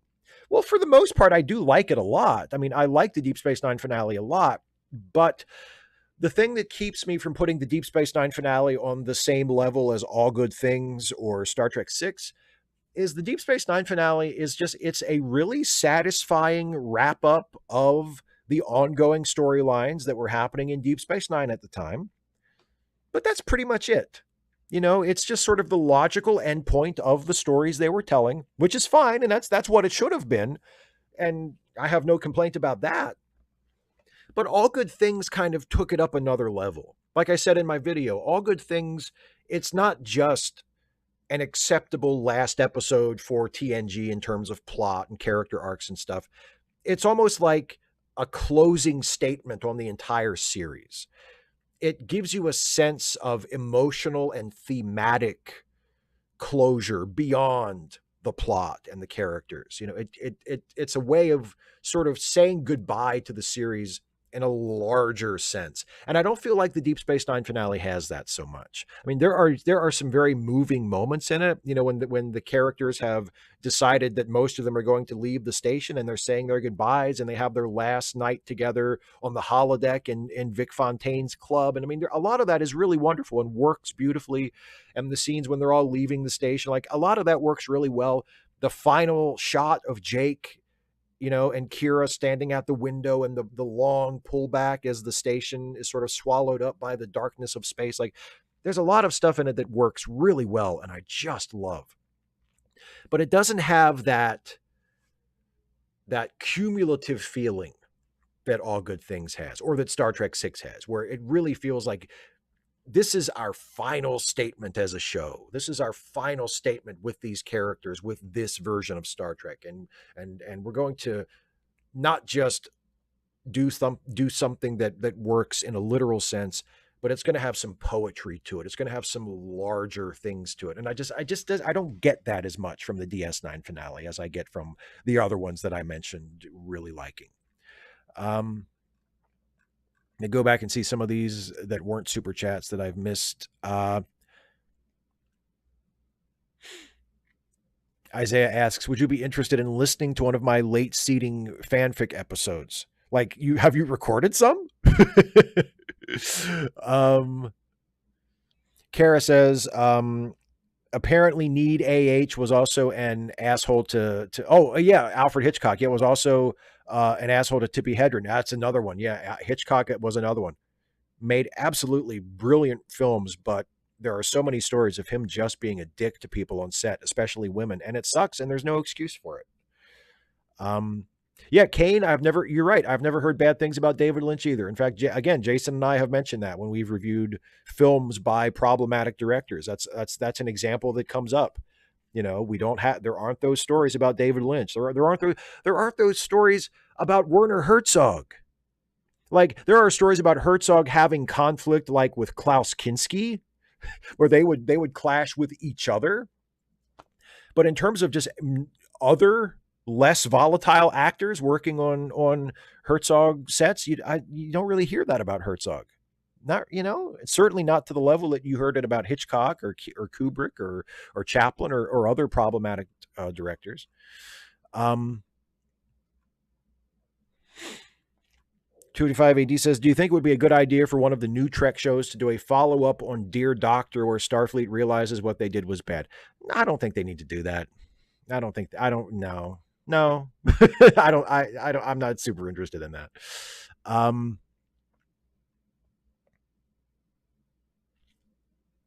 Lena Morgan says, supposedly the 9th episode of Strange New World season 2 is a musical. What do you think? I am incredibly intrigued. I am more intrigued by the idea of that than I am by the idea of the Lower Decks crossover. I've heard that rumor before. That came out a couple months ago when Anson Mount was doing advanced press for season 2, and he said, "Oh, by the way, the Lower Decks crossover is not the weirdest episode we do this season." So people began speculating, and things kind of settled on, well, one of these has got to be a musical. So if there is a musical, first of all, a musical episode of Star Trek is way overdue.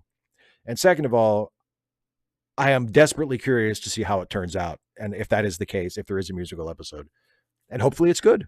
255 AD says, do you think the only reason Back to the Future hasn't been brought back is because it would seem disrespectful to Michael J. Fox since he can't take part at this point?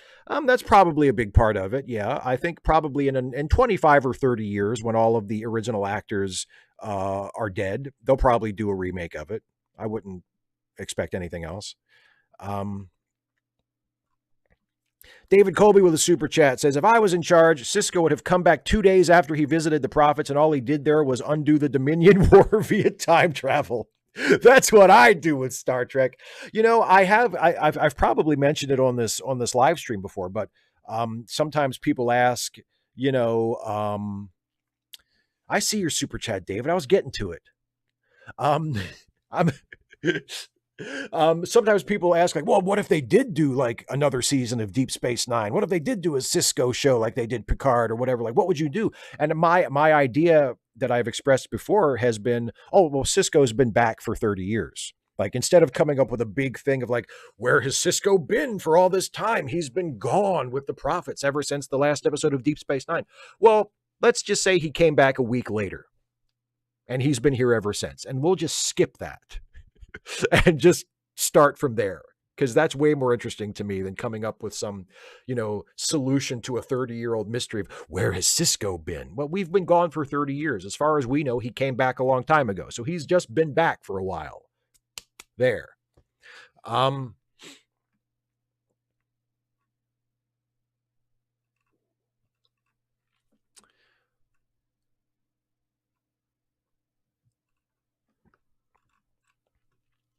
Isaiah, let's hold off on the recording of it. I'm not sure if I'm ready to hear it yet. Let's put it that way. Nick Jeffrey says, just made it to the stream. I was wondering if you've seen either The Flash or the new Spider-Verse. No, I haven't seen either one of them. I'm waiting for them to come out on streaming. So I haven't seen either one of them. I've heard really good things about the new Spider-Verse. Like, I'm really curious to see it, but I haven't gone to the theater to see it. Lena Morgan says, they mentioned the Klingons coming back in the weirdest way possible on Star Trek Strange New Worlds. I'm hoping it's the musical. Singing, dancing Klingons is the dream. That would be cool. Or at least that could be cool. That could potentially be a lot of fun to have Klingons in the musical episode. So yeah, if that's, again, like, one of the things I love about Star Trek, especially like classic Star Trek, and I do hope that Strange New Worlds does more of this. They've dabbled in it a little, but I wish they would dabble in it a little bit more, is doing stuff that's just fucking weird. That's just fucking weird, right? There are some episodes of Star Trek, the original series, that are just weird, just total oddball stuff, made up as it goes along. The kind of stuff that Star Trek kind of stopped doing as much of, as more and more of it accumulated. And Strange New Worlds, last season they did a body swap episode. They did a fairy tale episode. Like, they've done some kind of goofy out there episodes. And I hope they keep doing that. Not for every show. I hope they do maybe one or two of those a season if the show continues to go on for a while. I think that's a fun part of Star Trek. Where every once in a while someone will come up with an idea for an episode that's just really weird and they go, fuck it, let's do it. It's Star Trek. It's not hard science fiction. Who gives a shit? Let's do it. And it turns out good and it's fun and and I love it. 255 AD with another super chat says, you agree it's a problem with Back to the Future 2 that the setting and the main conflict suddenly changes about a third of the way through the movie. Yeah, well, you mean when they have to go back to the past? Like when they're they spend a little time in the future and then they have to go back to the 50s. I don't know if that's necessarily the problem. I mean, it is a shift, and it does feel like, oh, they're going back. So now they're going back to the first movie. Like, potentially, but I just think a lot of the future stuff just doesn't work as well as it needs to. I think that a lot of the future stuff relies on like the special effects and sort of the gimmicks and the, hey, look at this, and it's just not as funny as it needs to be.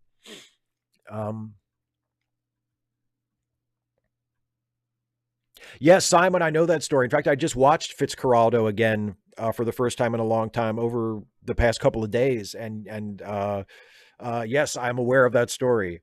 That Kinski was so hated by the indigenous people on the set of Fitzcarraldo that the chief offered Herzog to kill him. And I love that Herzog's explanation was, no, I still need him. You can't kill him yet. I need him. Oh, Blair says top 3 favorite genres of music. Oh, like top 40 rock and roll, like pop rock and roll. I love mainstream, middle of the road shit. My taste isn't super adventurous. Blues, like all kinds of blues, like from the 1930s up through modern day. Like I love blues music. And maybe like old school, like from the like country from like the 50s through maybe the 70s, and some country in the 80s as well. but like really good, like, classic country music. Um, yeah, maybe those. But there's other. I mean, I love classic R&B. I love Sam Cooke. I love classic R&B. I love Sarah Vaughan. There's all kind. I mean, it's tough to pick three favorite genres of music. Um, Kirk 2011 says, name one TOS weird. Well, I mean, there was the one where there's Spock's brain is pretty weird. There's the one where the Halloween episode where they're in the haunted castle controlled by the aliens. There's the Wild West episode where they're, in a sort of one-dimensional, like, recreation of a Wild West town, and they're forced to relive the events of the gunfight at the OK Corral. There's the one where they meet Space Abraham Lincoln. I mean, there's all kinds of really weird classic Star Trek episodes. Thomas Ahern. Well, hopefully I won't have to miss Prodigy. Hopefully it'll pop up somewhere and I'll be able to keep watching it. But I mean, if it goes away for a while, yes, of course I'll miss it. I think it's a great show.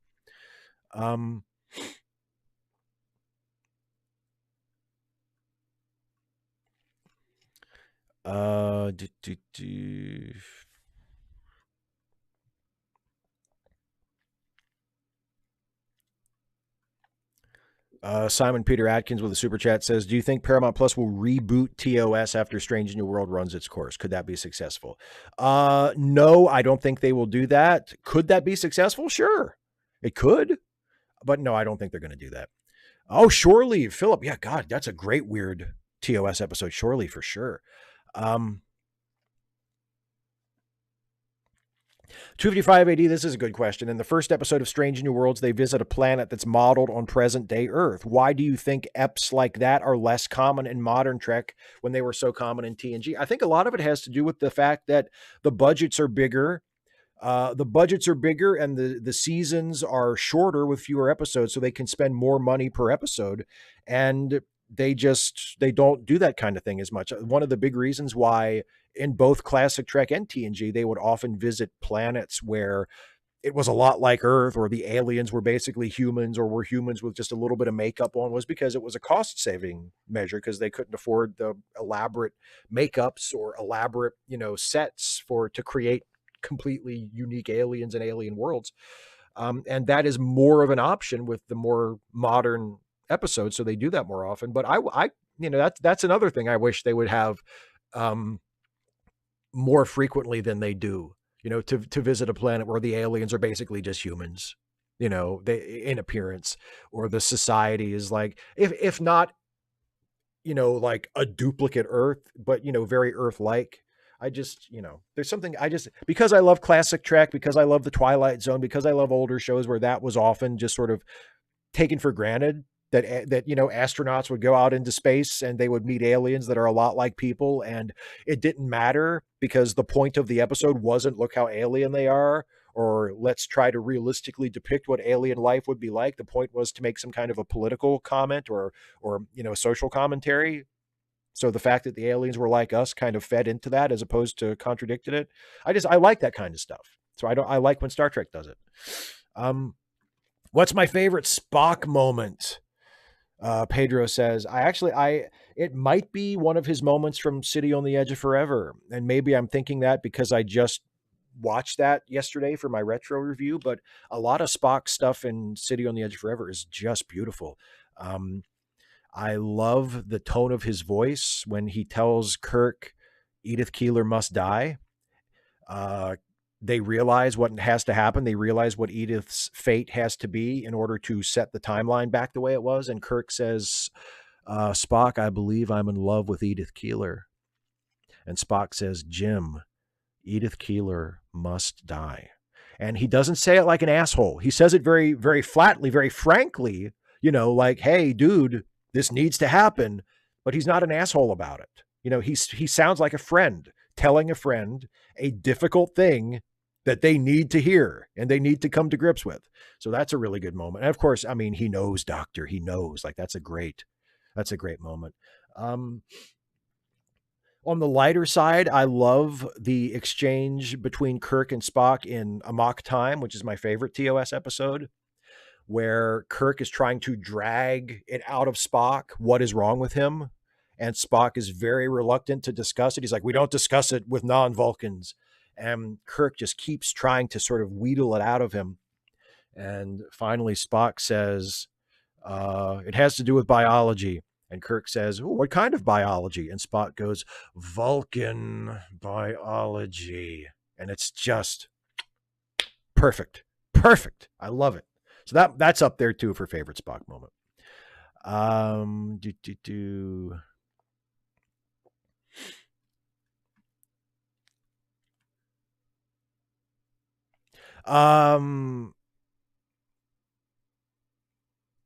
Aged Iho or Agetiho or however that is pronounced. I apologize for not pronouncing it correctly. What's your favorite silly joke in Star Trek? My favorite has to be that Morn is a huge chatterbox that won't shut up despite not saying a single word. That's a great one.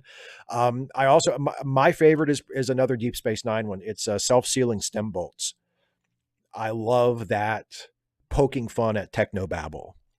So yeah, I'm a big fan of self-sealing stem bolts.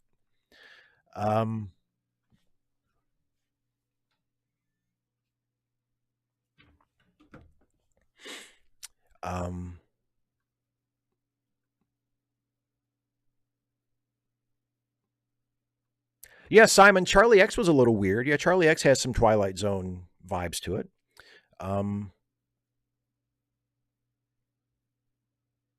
Yes, Isaiah, that's a good point. TNG did have a lot of goofy. Yeah, energy swirls that protect water fountains. That's definitely. Kirak 2011, Twilight Zone. It's a cookbook. I know you will get that. Well, of course, of course. I think people who don't even haven't even seen that episode get that. I think people who don't even know that episode would be like, they would at least recognize that that's a thing, right? They might not be able to piece it together like, oh, wasn't that a Twilight Zone? But they've heard to serve man. You know, they've heard it. It's a cookbook. Like they've heard that. That line has, seeped into the culture.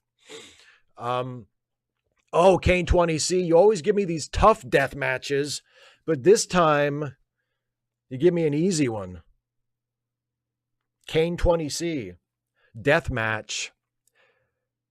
Roddy Piper versus Hulk Hogan. Roddy Piper. Don't even have to think about it. Not even close. And when I was a kid, I was a big time Hulkamaniac.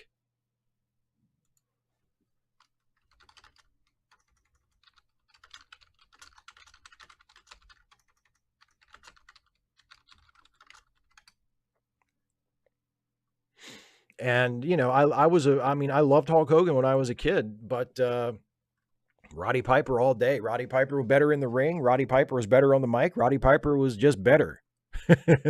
Never as big of a star, but, Roddy fucking Piper. David Colby says they should give Spock a boyfriend. Firstly, it'd make the Kirk Spock shippers happy. Secondly, can you imagine the infinite free publicity from furious right wingers? It sounds like a good idea to me. Why not make Spock bisexual? We already know that he likes girls. There's no reason why he can't like boys too. I would have no problem with it. Oh, Kara, yeah. What about the black Africans in that cringeworthy TNG episode? Yeah, silly in a bad way, silly in a super racist way.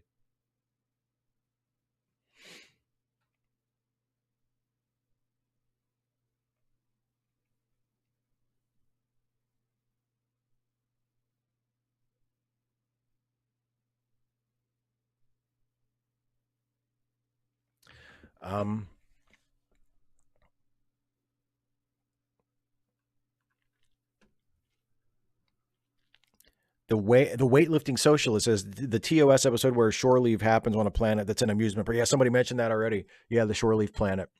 Loke Lafusin, do Vulcans feel love as we do? That kind of depends on which episode you're watching. I think the consensus now, like at the for people who are writing Star Trek episodes now in the modern day, I think they have settled on that, yes, Vulcans do feel love.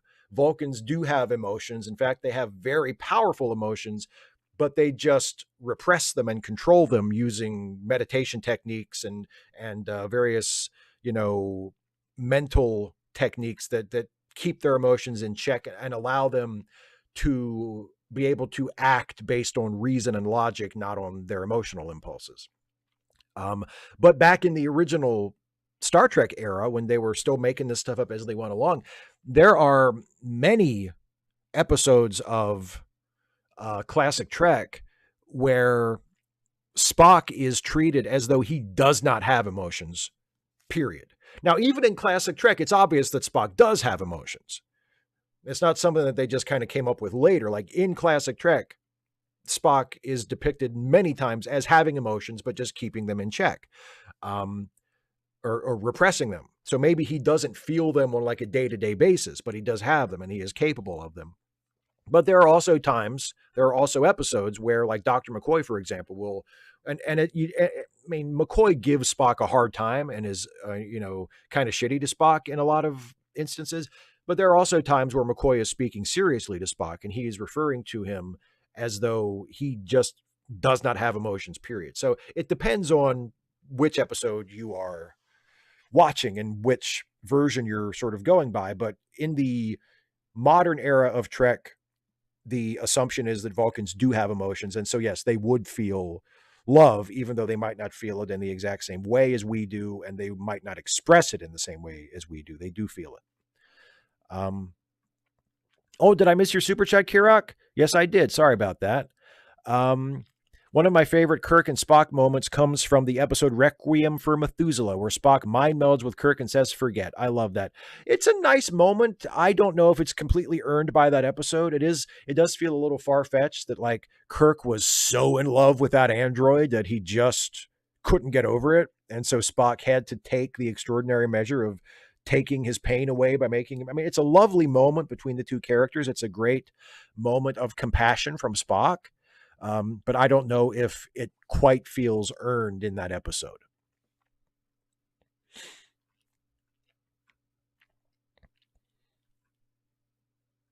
Isaiah, I remember your comment on the video, but I can't remember it right off the top of my head as I sit here. So sorry about that.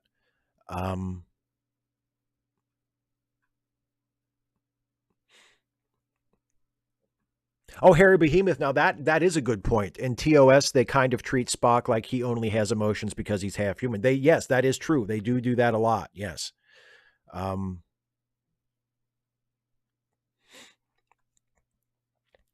Super chat from Kirak 2011 says, why is Naked Time a good episode and Naked Now a bad episode? I thought they were both good. Why is one good and one failed in your thoughts? Because Naked Now is a retread, you know? Naked Now is just TNG doing what TOS already did, just doing it over again. There's nothing inventive about it. There's nothing fresh about it. It's just, hey, remember that thing that happened in original Star Trek? Well, it's happening to these guys now.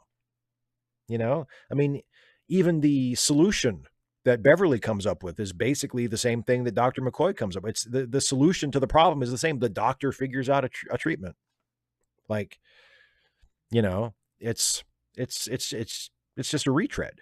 And thankfully, TNG learned its lesson and never did that again. You know, and I wish more modern Star Trek shows would remember that and stop doing that shit.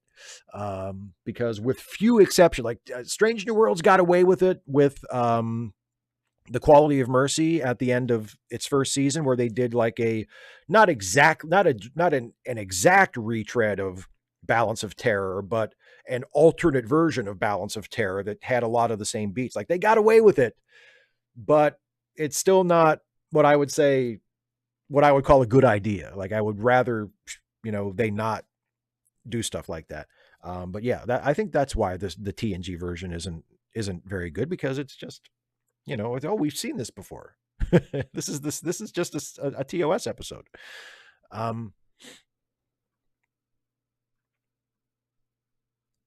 D Squared says, is there anything Star Trek out there that, say we switch one or two brain cells around, might compel you to write fan fiction about it? I've written fanfic before. I've written Star Trek fanfic before.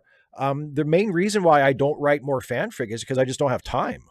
Like, all of my creative energies go into the YouTube channel, and I don't have time to write fanfic. I've written fanfic about Star Trek. I've written a lot of fanfic over the years about like Batman and Superman and stuff. I've even read some of it on the channel. But I don't have time. There's no time to do it. Like, I have to spend my time doing stuff for the channel, and I channel my creative energies into that. But no, there's nothing that Star Trek could do differently that would make me write fanfic for it. I have ideas for Star Trek fanfics now that I just don't have time to write. That if I didn't have to earn a living, if I could spend time just doing what I wanted and didn't have to pay the bills and put food on the table, I would probably write some of it, but I don't have time.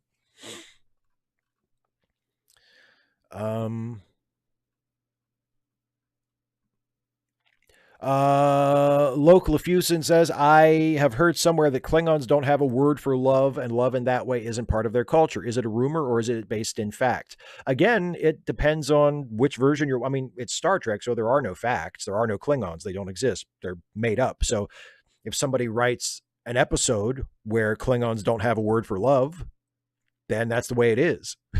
Now, I don't reference, I don't have a reference in my head to what you're talking about. I don't know if there's been an episode where that has been talked about. So I'm not sure if that's been established previously or not. But I mean, if somebody writes an episode where Klingons say we don't have a word for love, then that's the way it is. Oh, Geek, no, I did not mention it, but yes, the hangout, the patrons and member hangout will be this Sunday, and I will mention that at the end of the show, which we're coming up on real quick. David Colby, I know you didn't like Quality and Mercy, but I liked it. I thought it was a good dramatic episode. I'm not just judging it by what the moral is. I'm judging it by the drama, by the acting, by the writing, not, I liked it a lot. I don't give a shit what you think. Garth Rice, are there any Star Trek tropes Strange New World should definitely avoid? Mirror Universe, for example? Yeah. Mirror Universe. Absolutely. Absolutely. I do not want to see a Mirror Universe episode. From Strange New Worlds or any other Star Trek show. I've had enough of the Mirror Universe to last a lifetime.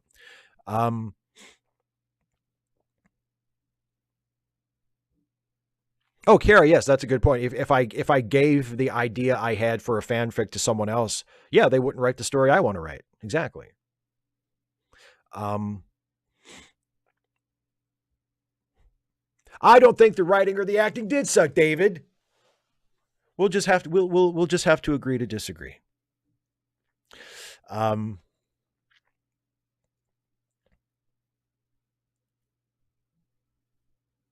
So yeah. So anyway, I believe it's time to start wrapping up. It's almost 8 o'clock. So, okay. If anybody has any final comments or questions, you can go ahead and think about throwing them in the chat, and I will come back to the chat one last time before I end the stream. But for now, I want to remind everybody, first of all, charitylinks.page, which is maintained by our friend Some Random Geek, that has PayPal links and GoFundMe links and all kinds of stuff in there for people who need some support, who need some help, who are in some financial distress. And if you have a few extra bucks laying around this week and you want to put them toward a good cause, there are lots of people in charitylinks.page that could use your help. And we would encourage you to make use of that if you are able and so inclined. Also, don't forget, if you want to support this channel, my channel, you can do so by becoming a patron at patreon.com or becoming a channel member by clicking the join button. And one of the perks is that you get to submit questions ahead of time for this here. You get to submit questions for Ask Away that I will answer in the first part of the show. So patreon.com or click the join button. Also, don't forget, in addition to the YouTube stuff, I'm on a couple of podcasts that are in the Let Me Listen family of podcasts. Late Seating, the movie review podcast with myself and the great Jason Harding, who is recovering well from his stint in the hospital and dealing with his heart condition. So thank you to everybody who has asked about Jason. And thanks especially to everybody who donated to Jason's GoFundMe. I really appreciate that. And that is still ongoing as well. If you want to donate to help support Jason and help him cover his medical bills, that would be greatly appreciated. But the new episode of Late Seating is up today. It's our review of the classic John Carpenter film, They Live. And in addition to Late Seating, I'm also on the Ensign's Log, which is the Star Trek themed comedy podcast. So if you enjoy the Star Trek stuff that I do on this channel, especially if you enjoy the funny Star Trek stuff that I do, and you haven't given it a shot yet, I recommend the Ensign's Log. We just recorded the first new episode of the Ensign's Log. We are beginning season 6 now, and that will be up next week, but it's in the can and ready to go. So I'm looking forward to everybody getting to hear our new episode of the Ensign's Log as we begin season 6. So it's a good time to jump on board with the Ensign's Log. And that is all I had to tell you. Let me turn back to the live chat one last time and catch up on some questions I missed. I saw a couple of super chats. Here's one from Kirak 2011. My last Trek or any question for the night. I always ask this: where does Trek say that the EMH has a bad bedside manner? It's in one of the early episodes of Voyager. It might be the first or second episode of Voyager. Somebody mentions that he needs to work on his bedside manner. I can't tell you exactly which one it was. And another one from Kirak 2011. When I think of all the doctors of Trek have a bad bedside manner, maybe Phlox gets an exception, but that is it. I heard all doctors get cranky at their patients, so why does the EMH get so much criticism? Well, but he is a little cold to people. He is a little matter of fact at first. Like, it does take him a little bit to develop a more personable bedside manner, because if you recall, in the early episodes of Voyager, he doesn't think it's necessary because he still views himself as a temporary thing. He doesn't expect to be the main doctor of the ship. He was designed just to fill in here and there in emergencies. So he doesn't see the need for a bedside manner. That's something he has to add to his personality when he realizes he's going to be a part of the crew. David Colby says, my final comment is this. It's really funny that we basically agree on 99% of all Star Trek and have the exact same ideas on what Star Trek should do in the future. I know, right? Keeps things interesting that we have this really violent disagreement in this one area. Thank you, Loki Lafusen. Keep doing what you do, Steve. I like your content. Well, thank you very much. I appreciate that. Weightlifting Socialist, what do you think of the Discovery Season 5 trailer? Do you think it will go out with a bang or a whimper? I hope it's good, but the trailer isn't giving me optimism. I don't think I've seen the trailer yet. Did the trailer just come out today? If so, I haven't watched it. I'll have to check it out and get back to you. And Carrie, it was lovely to see you tonight too. I'm glad you're feeling better. And yes, violent and funny, David. And really, that's all you need out of life. You need a little violence and a few laughs, and that's a good life. Me No Other says Tom Paris says the doctor had a bedside manner. So there you go, Kirak. And Harry Behemoth says, did Jason get one of those things implanted that gives his heart an electrical zap like a joy buzzer for his heart? No, he did not need to have surgery. Hopefully, if he can manage his condition with medication and a changed diet and sort of a changed lifestyle, that won't be necessary.